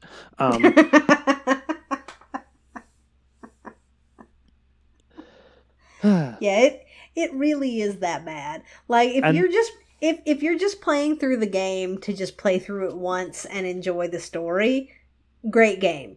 If you're trying to do 100%, hellacious experience. Yes. And I think on my list of cons, my last thing is they used Anna as a plot device and not as a person. Yeah. So stuff happens, and she's like the main reason why you go to certain places in the game, but it's like... Yeah. She's just there to be Artyom's wife and Miller's daughter, and she's not really there to be her own character. One of the other NPCs that's female that you pick up has more character than she does, and she's an established character. Right. Like, I think she had a little bit more characterization in the others than she does in this one. I don't know. So yeah, sadly, that is my opinion on Metro Exodus. Not necessarily one that I would want to redo on PlayStation. I wouldn't even do the plat. Yeah. Because I don't want to do Ranger Hardcore again, and I don't want to have to like run the risk of glitches for the karma based stuff, because that's all in the base game. So yeah. Because the DLCs did have a few irritating things, like you said, the one with the no healing and the one with the no dying to the one enemy, but like they were not even the frustration point for me. The frustration point was you had to do 3 playthroughs. 2 of them had irritating specifications, you know, the Iron mode and the Ranger Hardcore. Yeah. And then the other one was trying to do the karma system and, you know, all of that, and having all of those conversations that you can't skip. Yeah. It just bogged the game down and took any momentum out of it for me. Yeah.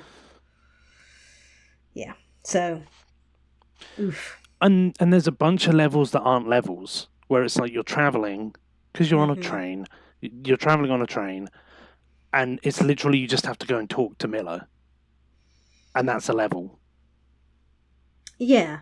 It's just conversations. It's a conversation. And it's like, why is this not just a cutscene that I can skip? Yeah, it's like, do I have to interact with people? Because you can craft and clean stuff at the end or beginning of the levels. I think at the beginning of the levels, everything's like up to scratch anyway. Yeah. I don't know. The structure of that game was just not. I thought of another negative. Making the X button reload and pick up someone else's gun. I have my fully upgraded weapon. So many games do that. I've got my fully upgraded weapon. I'm going to get ammo off this guy. I've just swapped it for the completely downgraded version. Where's my gun? Yep. Yep. Yep. Anyway, what was your fun-filled next game? Yeah, my last game of the month was yet another Games with Gold game that came out recently called Hoa. And this one was a little simple platformer that it was, I would say, kind of a little artsy little thing where the art style was very nice. I liked the music was very calm and nice, and it just had this simple story about you're this little fairy person and you're trying to find your family, and you're sort of reawakening these guardians throughout the area who you've interacted with in the past, who sort of helped you and can help you on your journey now. And the levels were pretty short. The mechanics were pretty simple and pretty easy to use. I wouldn't say it's the best platforming mechanics that ever existed. But for the most part, I found it to be just a nice, easy platformer that was pretty chill, and I liked the incidental music.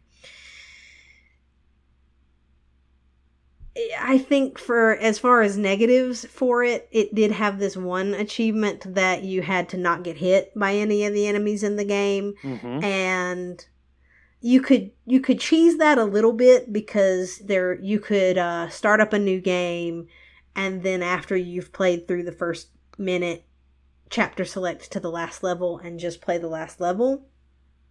But the last level was the most difficult level to not get hit in, because you're upside down and you're turning all around, and that means the direction that you're moving is changing throughout the section. So it's harder. Yeah. Or like 90-degree inverted at times. Yeah, it's a little bit hard. So I'm sitting there like turning my head in different angles. Spoilers, I have also played this, but I played it in August, so... Yeah.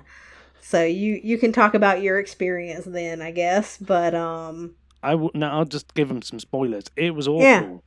Yeah. I couldn't do it without the rage. Yeah, like it took me, I think, like 2 times. 7. 3 hours to get it done, and I didn't find it to be that bad, but then your experience was not the same as mine. I think I had one of those moments where I was so annoyed that the stress made me worse, and then I got more annoyed. And I also think that my A button on my Xbox controller might be getting slightly tired, which is also annoying because it's not really that old. Yeah. Yeah, so I don't know why it was. Probably a combination of those factors that I didn't find it to be that bad. But you also may have got more lucky than I did as well, because I slipped off the head of one of them 3 times. Oh no, that's fair. Yeah, because you do have to be pretty precise with like jumping on the heads of the robot enemies. You have to use them as like bounce pads to bounce up. There's only 7 of them, and you can dodge 4 of them easily. But it's the 3 that you need to jump on to get to the next section. Mm-hmm. But when right and left are the opposite way round, and your brain's like, I'm just about to clip off the edge, I need to go left, and you hit left, but you go right and fall off, and then he kicks you in the face. Yeah, because you're. Yeah, because it's the inverse of what you're... You have to be 100% in that zone of these controls are inverted, and so your reaction time is a little bit slower because you need to make sure you're going the right way. Yes. Yeah. So, yeah, I mean, I think that was something that really they didn't need to have that achievement on there. No, they didn't. It didn't add anything to the game. Didn't add anything to the game. But yeah, so that was probably the major negative.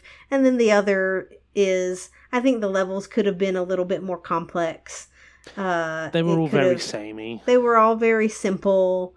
They were all pretty samey. Well, it was like You you have to did. collect butterflies, and then you have to activate these little Mm-hmm. painting things, and it was that was the same trope in every level. In every level, but you got different upgrades in every one, so True. you Yeah. had more and more complex, like platforming puzzles, right, that you're trying to get through to traverse each area, which, they progressed through each section, I, which was fine. But I think the levels they could have done a little bit more I with think those. one of my problems with the traversal was there were these like bell flowers that you had to swing from, Yeah, they and were hard to grab onto. well, some of them you had to swing from one to the next one, but you the like repeatability of the jump wasn't there. Like sometimes you'd like go up and grab the thing, or you'd like miss it, but you felt like you were like same momentum, same position. Yeah, yeah, It was odd. yeah.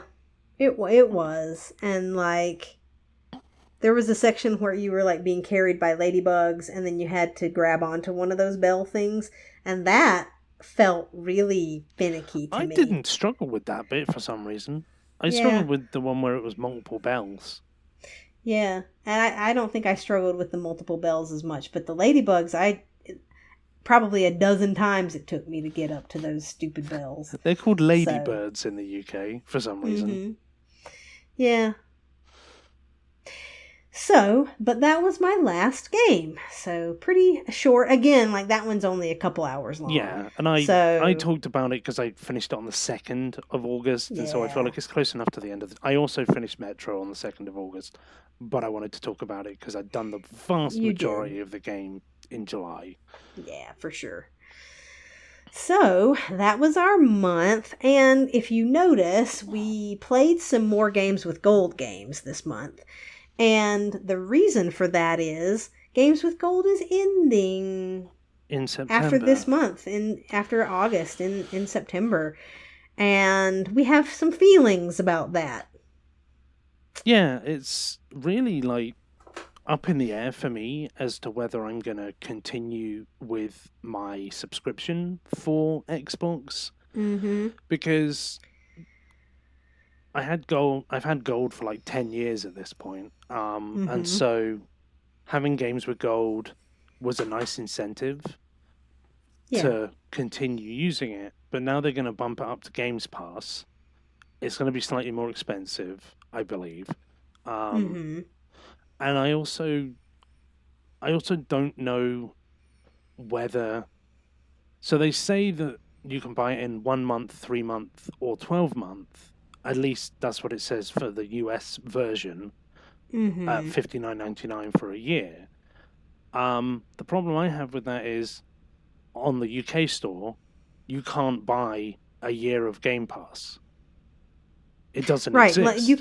can't do that here either. And so Unless they're adding a new tier. if they're adding a new tier, I might consider buying a year. But if I'm going to have to buy 3 months at a time, that's instead of being £50 for a year, that's going to be closer to £80 for a year. Mm-hmm. So that's, more than a 50% increase. Yes, Yeah. I'll get access to some games because the base version of Games Pass is going to have, like 15, 20 games on it? Right, and they said that they were going to add some Some over more a few time. times a year, right? But the majority of those games are old games that you've probably played, the Yeah, ones that you because want it's to. a fair few. I think there's some Halo on there. There's some Bethesda games on there because obviously Microsoft now own Bethesda. I'm Mm-hmm. also paying £50 a year for my PS Plus membership as well. Mm-hmm. I Where you're still getting I'm games. still getting games, and I also have a vast backlog of like at least 100 games Yeah. on my PlayStation. Probably, I would think somewhere between 30 to 50% of that is PS Plus.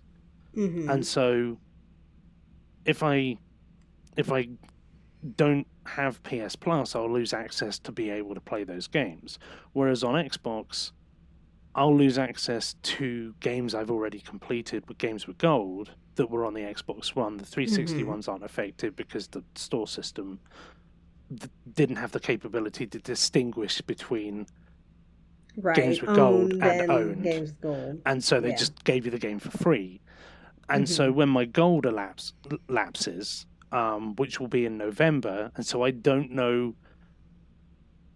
I don't know with the transitioning over whether I'll get like that amount of time for free, because I should, because I've paid for it, to Right. the Games Pass, like the new version of Games Pass. And so getting the games with gold done before the transition happens makes sense to the both of us, because we may not decide to continue. Right. And or maybe we've talked about, getting it for specific months, Yep. right? So if we have a co-op game that comes out that we want to play, getting it for that month and being able to play, and then not for the whole year. Because it just comes down to whether it's worth it, right? Like, I've had Games Pass. I got a super sale for... You have Ultimate. Yeah, for Games Pass Ultimate. And, and I've tried to play several games over the year. That was one of my goals this year, was to play at least 10 games off of it to make sure that I get my money's worth out of it. And I've been able to do that. And so, and there's enough on there that are new games that are being added, and they're dropping day one, and enough rotation with them that I feel like that's a pretty good service and is worth it for me. But like you, I've got a pretty good PlayStation backlog, and I mean, I could take a year off of Xbox and just play PlayStation things. Same. And try to work through some of the stuff because I haven't played PlayStation as much as I've played Xbox. And so I've played a lot of the things on Xbox that I want to. I have no games with gold left that I want to play at this point. Yeah. Yeah. And so that's why I think you will probably see between now, for me, and next March, when my Games Pass Ultimate subscription is coming due, I will probably start to work through some more of these games with gold that I've amassed over the years that I haven't played. Yeah. Because I've gotten through a lot of my Xbox backlog in terms of things that I've paid for. And so now I'm like, all right, so now I can go back and play some of these things that I got for free, and make sure that I actually play them. So just trying to clean up some of that. And the other thing with Games Pass moving forward is it will be your ability to play online. And so we're going to try and do Far Cry 6 within the next month and a half. Hopefully up to November, when my gold runs out. Yeah. To get that done, because that's the last co-op game we have to play on Xbox. Because my backlog, my games with gold backlog is completely gone, and so I've only got the games that I want to play that I've bought. I have bought a few other ones that I kind of scratched off the list because some of them I don't want to play at all. I was like, I bought this for whatever reason, I don't want to play it. The sale was good, etc. And I've got a couple that I'm like, I might do the plat and see how I feel, and maybe go back and play it again on Xbox. But I've only got 8-9 games left to play on Xbox, so I may even be done by the time it transitions over.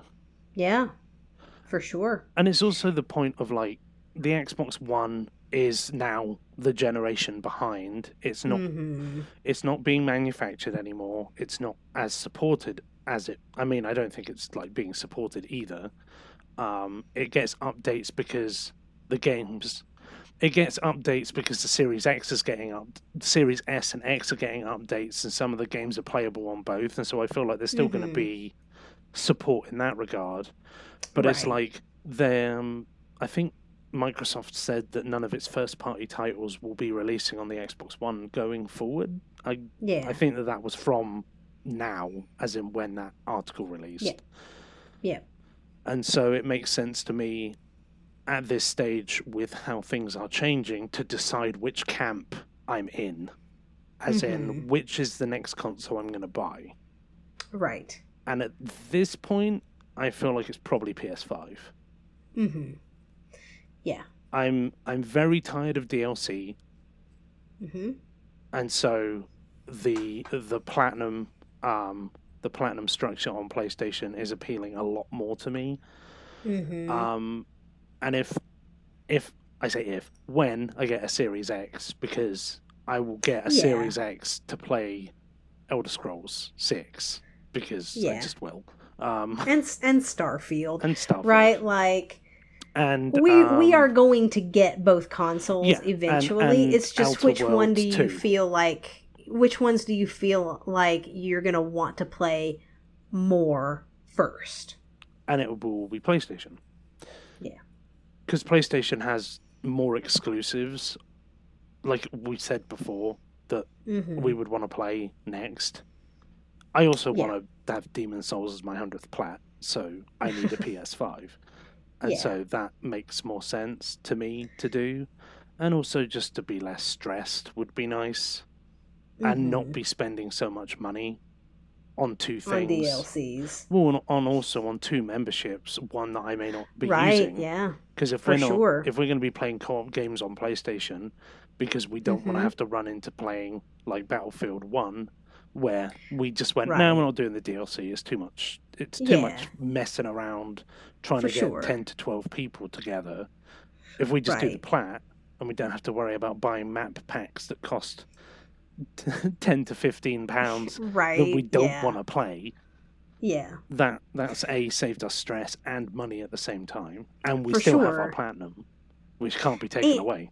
And like in the past, with when there's games with gold and the PS Plus games that you get for free, even if you're not playing for a month on that console, it's still, you're getting something. Yes. Right? Whereas now, you're not getting anything from that membership if you're not playing it that month. Right? And so like I've said, like I've amassed a pretty big collection of games with gold that is still valuable to me because I still am going to play those games, right? I just prioritized the games that I purchased for the most part over the ones that I got for free, but I still have those games in my collection, and so there was still value for me even if I wasn't playing online for that month, or if I took the month off and just played PlayStation games, right? There was still value there, but now that you're not getting anything, then it makes it much easier to say, well, I'm just going to get a subscription when I'm going to play for that month. Yeah, and it's like Games Pass at the moment is like, I think £10 for a month, or like £18 for 3 months. And so if I'm spending £50 now for a year's subscription, and I was getting the benefit of games with gold. If I'm now gonna, moving forward, I might look at those 3 months and go, I'll just buy a 3 month or a couple of 3 months. Yep. As and when there's games that we want to do together, or there's ones that pops onto Games Pass that I want to play, and it's like new and would cost me lots of money to buy it, and I'm like, don't know if I want to do that because 70 quid is a lot of money, or 60 quid, whatever they are now. For sure, yeah. If you can just pay for a month of Games Pass and have access to that. And it's not one that I'm 100% sure I would want to play again or own, but you can get a discount for owning it. Yes, you can get a discount to buy it. Like if I've then got 2 lots of 3 months, so I've got 6 months of play, but I spent less than 50 quid on it and not £80, and I feel like I've got my money's worth out of it, then that may be the better option going forward. Yes, no, I totally agree with that. Whereas like PlayStation being more active and having an active PS Plus games backlog, and also having a lot more co-op games to play and needing access to online, having the year of PlayStation just makes perfect sense. Still makes sense. Yes, absolutely.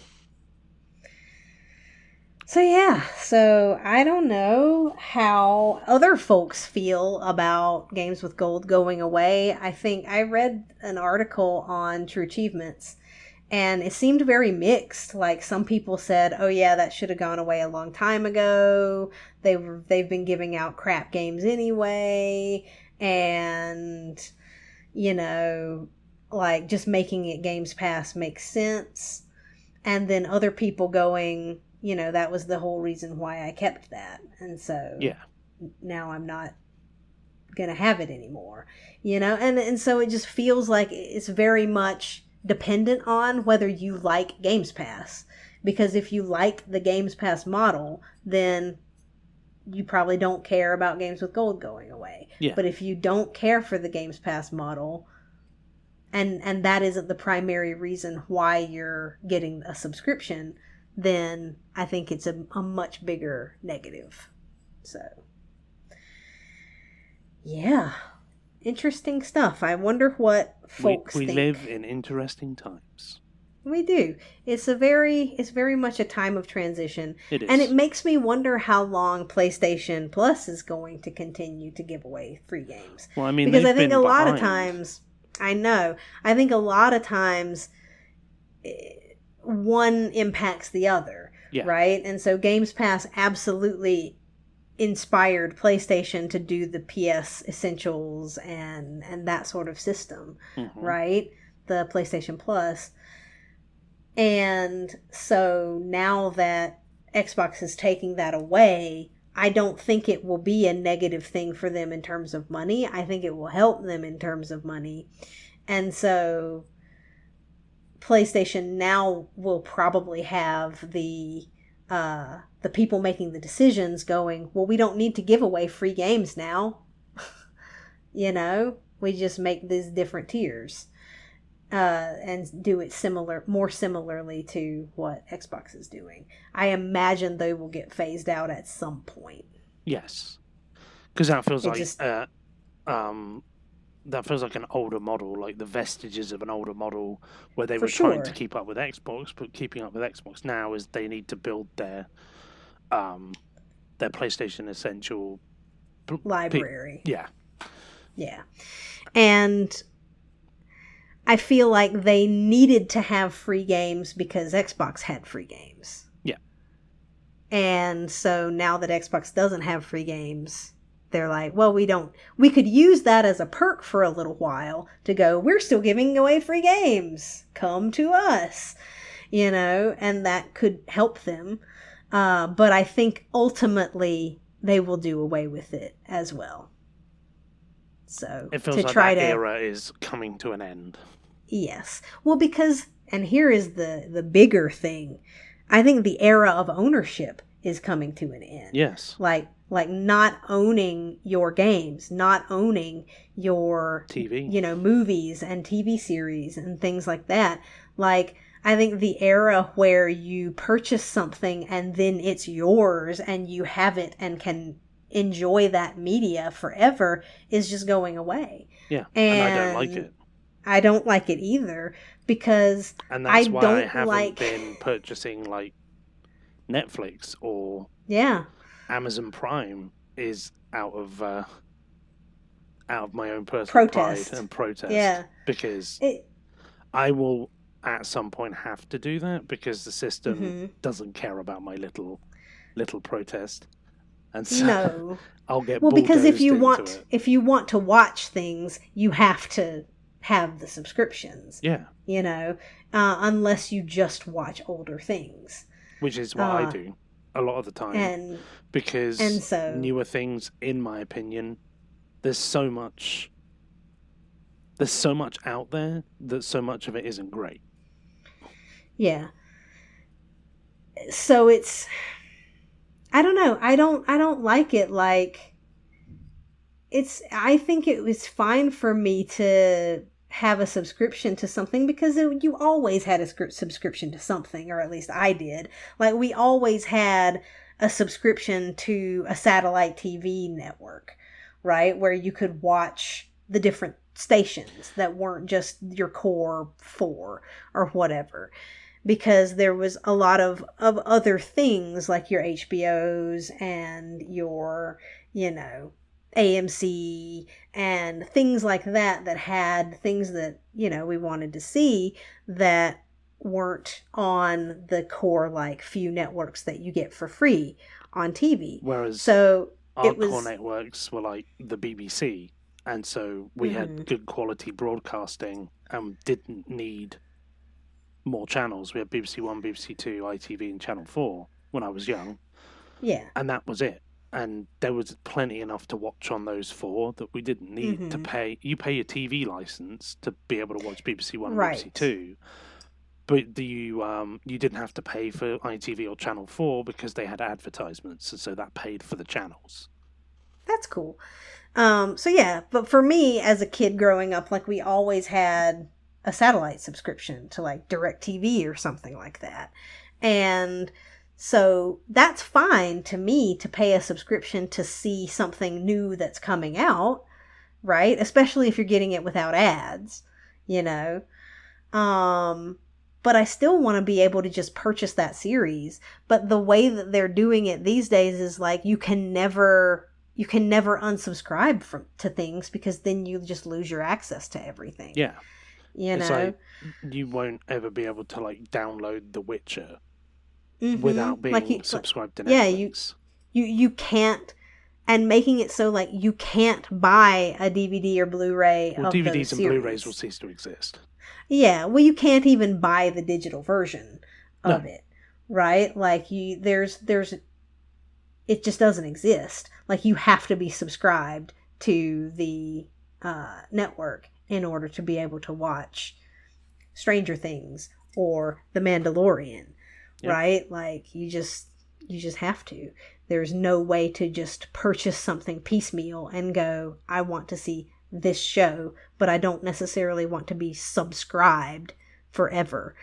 And I hate that. Yeah, it's like I would much prefer to spend my money on buying shows that I like or shows that I think I will like, have a good chance of liking, rather than I have to subscribe to something 95 to 98% of which I will never watch, and then I can't own what I like. Yeah. Yeah. It's just, and I guess we're part of the old guard, because I guess maybe that doesn't bother because they don't know any different generation. I guess that's true, right? But I don't know. I don't like it. There's something about having a game and it's yours. Yeah, and like, or having a movie and it's yours. And it's yours, right? Like, you know, like I have my old Sega Genesis and I have my games for that. And as long as I have a TV that I can hook it up to, I can still play those games. Yep. I specifically have a tube TV that I can plug my Mega Drive into, because that's Genesis in the UK. Yeah. And it still works. Yeah. And there's something nice about that, where it's like, that is not a system that exists anymore and is supported anymore. Nope. And yes, some of those games have been ported onto newer things, and that's great. But to play those things in their original versions, like, you can still do that because I own them. Yeah. Whereas if the Telltale series, the digital games, Telltale went bust. Yeah. And then the vast majority of their library just disappeared overnight. I still have the story mode of Minecraft and Minecraft 2 installed on my hard drive on my Xbox One. But if that hard drive ever goes kaput, I lose access to those games that I've paid for because they don't exist on the store anymore. Same for Guardians of the Galaxy. I think you can only buy the first episode. It's only the first episode that's available. Yeah. The rest of them. Well, and now that Telltale, the rights to some of their things have been purchased, I think. But I don't know if all of, like, as far as I'm aware, I don't think the Minecraft rights have been purchased again. And yeah. I know, like, Walking Dead has, because they made the set. But it's like... For sure, yeah. That to me, is writing on the wall of, well, what happens if Netflix goes bust? Mm-hmm. That means The Witch is going to disappear, and Yep. Stranger Things, and you won't be able to own them. And even if you own them digitally, that store might no longer exist. Mm-hmm. Yep. It's problematic because there's no built-in longevity. No. There's no guarantee that you're going to have access to these things in the future. And yeah, if Netflix goes bust, they might come out with digital versions of certain things that they'll sell you, or the rights to certain series that made a lot of money might get picked up by somebody else. Right. But there are gonna be smaller There's going to be things casualties. that are just a ton of smaller things, because Netflix has a lot of shows, a lot of which only have a season or two before they axe them. But if you liked those series, those are not going to get picked up by somebody else. No. And probably they're just gone. Some of the original Doctor Who's no longer exist because the film that they were on was destroyed in the past. Yeah. And so you can't get them. Like, yeah. It's just, it's strange. It's strange to me, like in this world of all this information and data, that things can still disappear. Yeah. And not be available again. And this is, I think, the arrogance of this generation too, is people think that that's impossible. Oh, well, they'll still have the copies of that, people will still have that. We'll still have access to that. What about Mass Effect Pinnacle Station, right? That got corrupted and they couldn't port it over to the Legendary Collection. And here's the other problem is that computers change over time. The languages they use change over time, and so they can't read old games. And old media.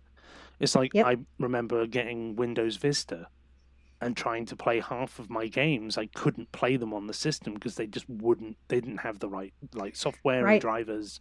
And I was like, I hate Vista. Because XP was so good, and then Vista was like, and you can't play PC games anymore. And so that's why I think I became so heavily involved in console, is because the console worked. It played the games that you bought for it. You bought the games for PC, and it's like you don't have the right graphics card, and so the textures won't load on this game, and so everything's white. Right. Yeah. And it chugs like no one's business because you have no RAM. Yeah. Yeah. It's like PC is only the best when you have the best PC. Yeah. I think that it's absolutely true that PC is the best experience to play a game on, but the caveat to that is that you always have to have the best PC in order for that to continue to be true. And in 10 years' time, that PC may no longer be able to, you're upgrading your PC over the years.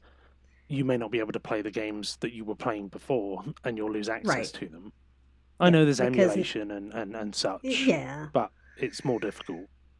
Yep, and there are some things that you just can't get. And there are already some things that just are gone forever, because you just can't emulate them or port them or whatnot. And so, yeah, I think that it's an interesting time to see the shifting, and I wonder what the consequences are going to be. It's like some of these things. We're selling our rights for ease of access and not realizing that our ability to own things is being taken away silently in the background. Yep. While they wave another series of Stranger Things at us. Yep. Yeah, and I think people have been tricked into this idea that you don't need to own things. Right. But you don't understand the consequences of that. My case in point for things being removed kind of surreptitiously was gold membership no longer being available for a year's membership on the Xbox Store.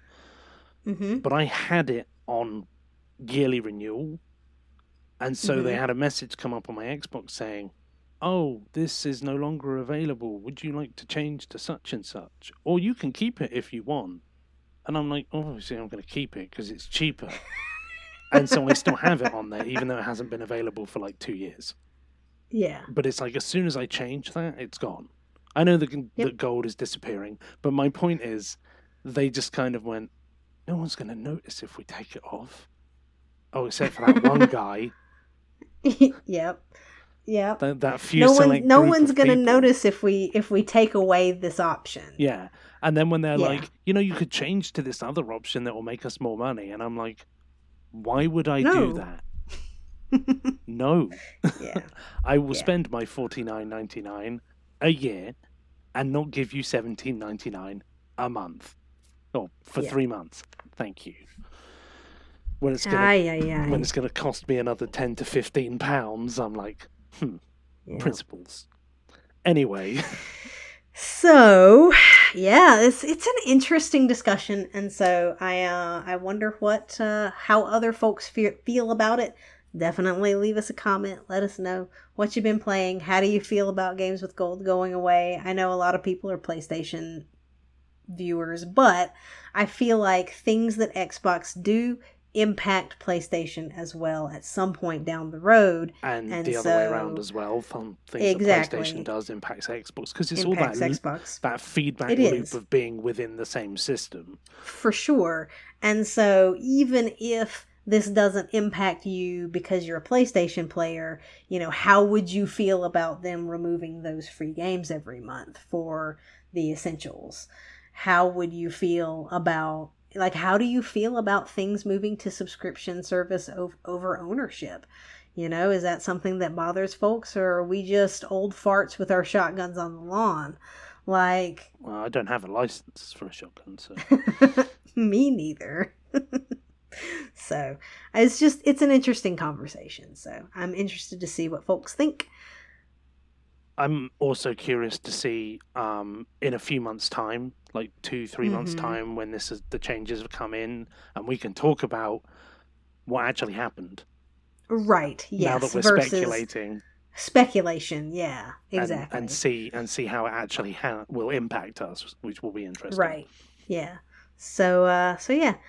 Well, we hope that you had a good month. We hope that you're playing some great games. Chat with us in the comments, and we will see you next month. Bye-bye.